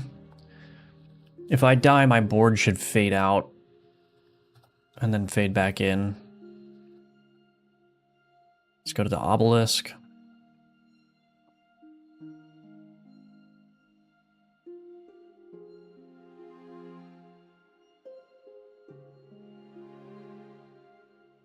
Just put the lead ingot on there. Could put maybe this on there too, and this. Yep, they're fading out and fading in now. Very cool, very cool, very cool.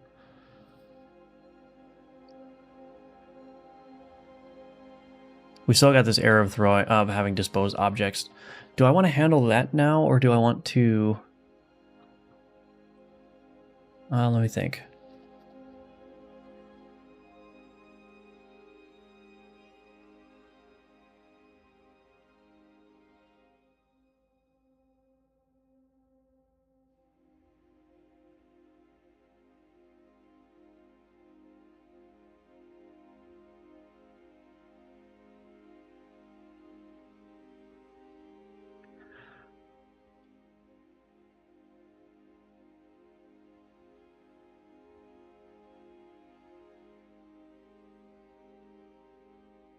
I think that's probably fine.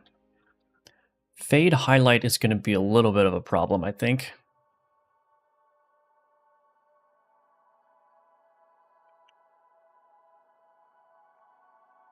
We'll think about that in a second, I suppose.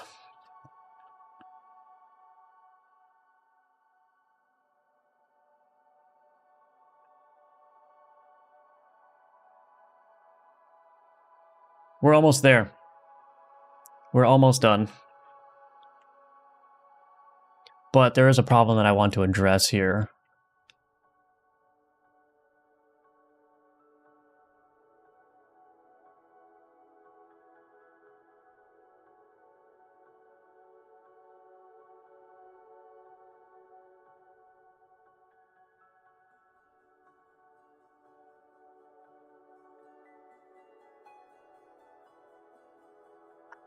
So this card turn indicator, this is a pure C# class, but this is connecting to the game events, like signals and stuff like that.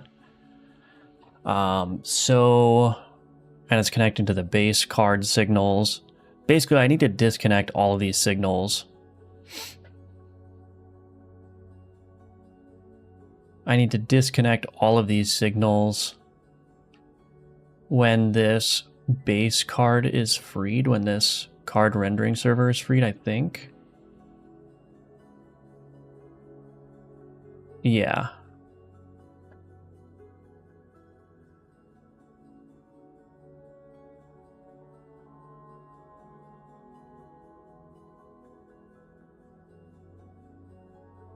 So that's kind of the one not benefit of having the card turn indicator, for instance, as a pure C# class, is that I need to manually disconnect from all these signals.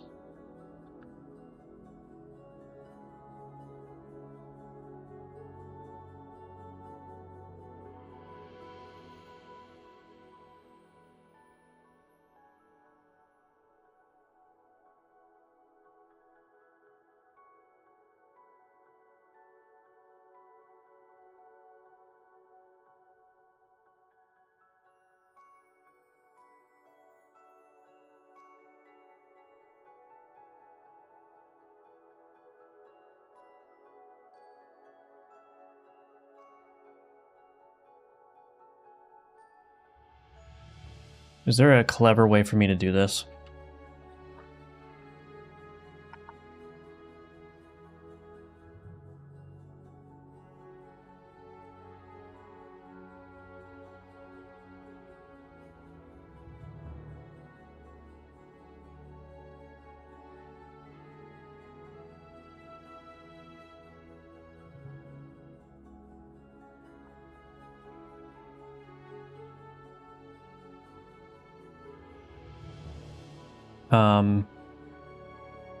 Godot.object.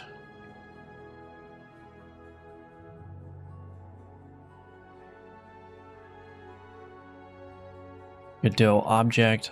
Object.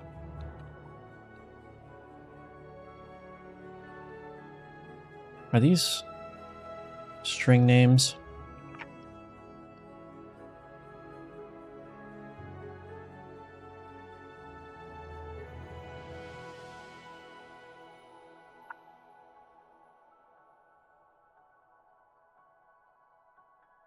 Private callable. Actually, we could do private dictionary string name callable.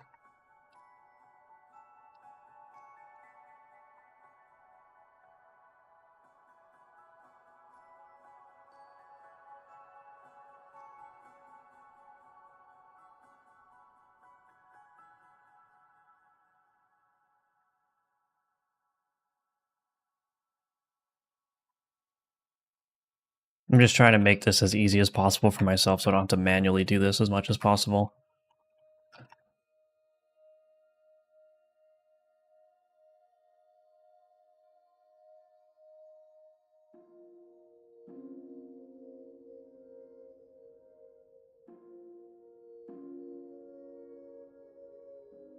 Should I check if... Oh, I should probably check if is instance valid.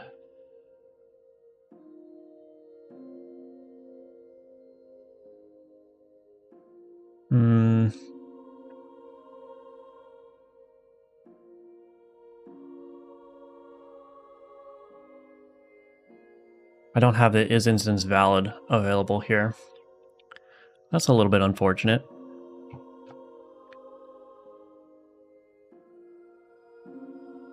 This is a static, but that's static on Godot object. So can I just do Godot object?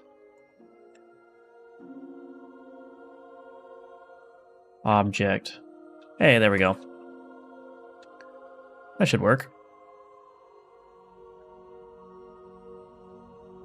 Why is this? No, I don't care if it's queued for deletion. Okay. So I should be able to do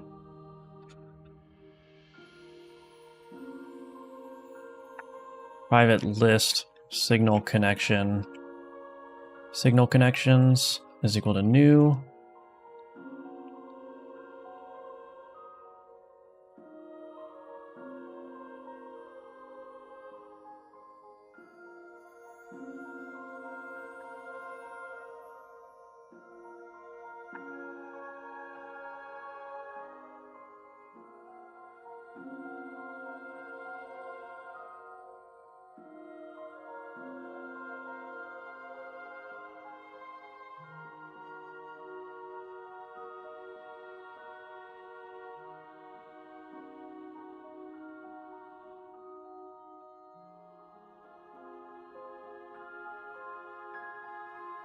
Okay, I think we're good. Hello, Dragonod. Welcome. How's development going so far? It's going great. Can't complain, can't complain.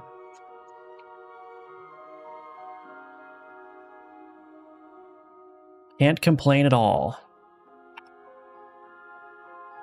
Signal connections dot add new signal connection. This is actually giving me some ideas for my source generators and my Godot utilities. I think there's an opportunity to do this stuff for the user of Godot utilities.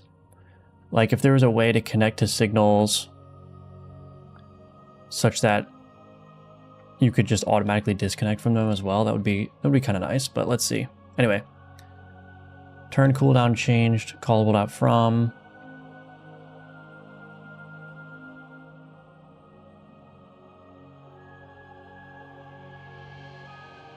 Okay, that should work. So it's a little bit more verbose, but what I can do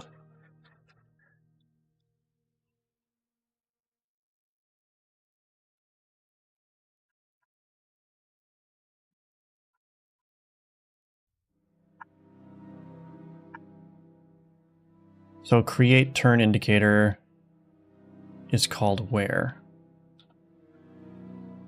Oh, it's called in ready here.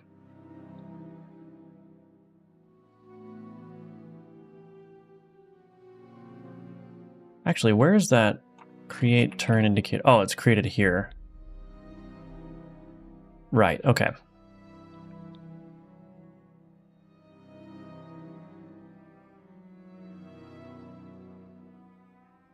So I guess what I could do in here, notification pre-delete.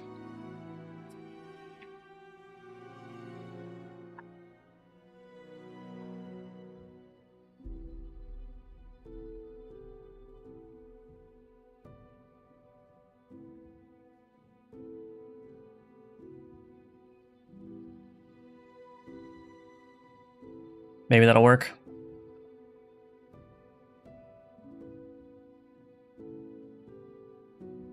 Okay, let's try it.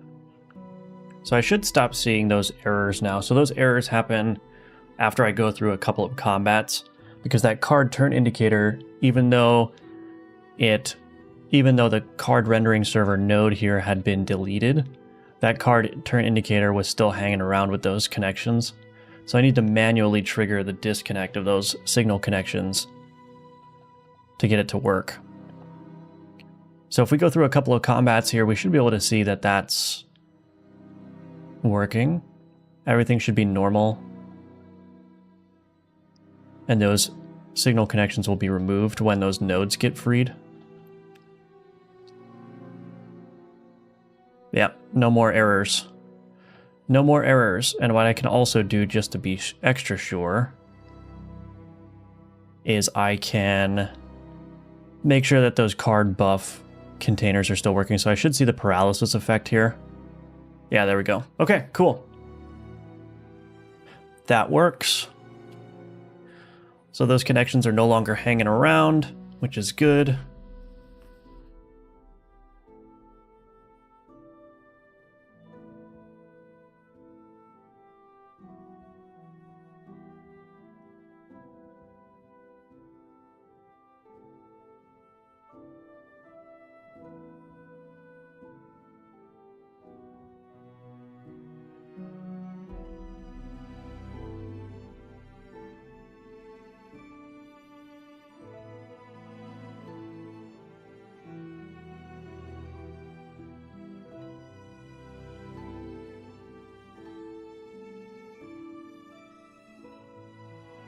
Cool.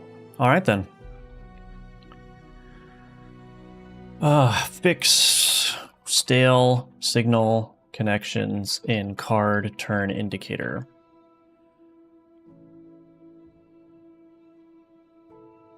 We're almost done.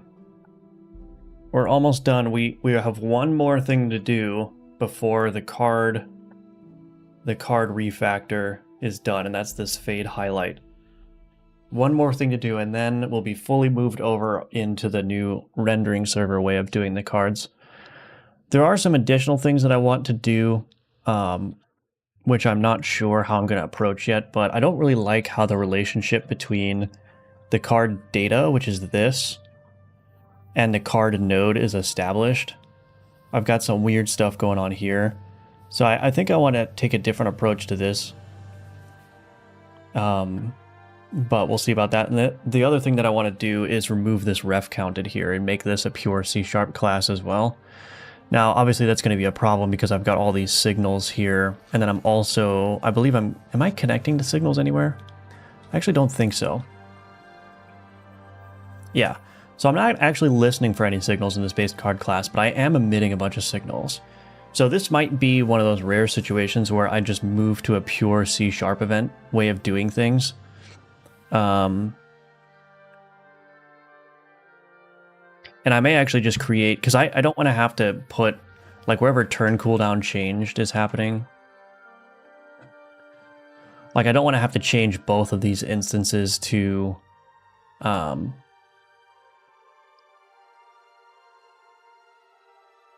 events, C# event style connections, because then I'm going to be mixing and matching event style connections with Godot connections. So I almost wonder if there may be a clever thing that I can do here where I can still use like the Godot signal connection, but without making it so that every base card is a ref counted object.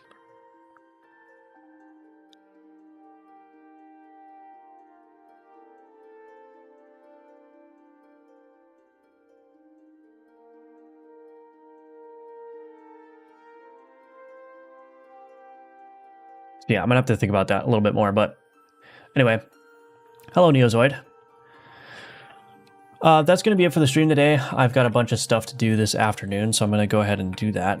But thank you all for watching. Thank you for being here. You can wishlist Alchemortis on Steam. It's a dark fantasy roguelite auto battler, so if you're interested in that, check it out. You can also check out the links in the description below for all the other ways you could support me. You can also join the Discord if you want to come and hang out. Would appreciate if you joined. And yeah, we'll see if I do another stream this afternoon. I may not do another one, but I should be back at it tomorrow at 10 a.m. Eastern. So I hope to see you there. And in the meantime, hope you all have a great day, and I'll see you in the next one. Okay, bye-bye.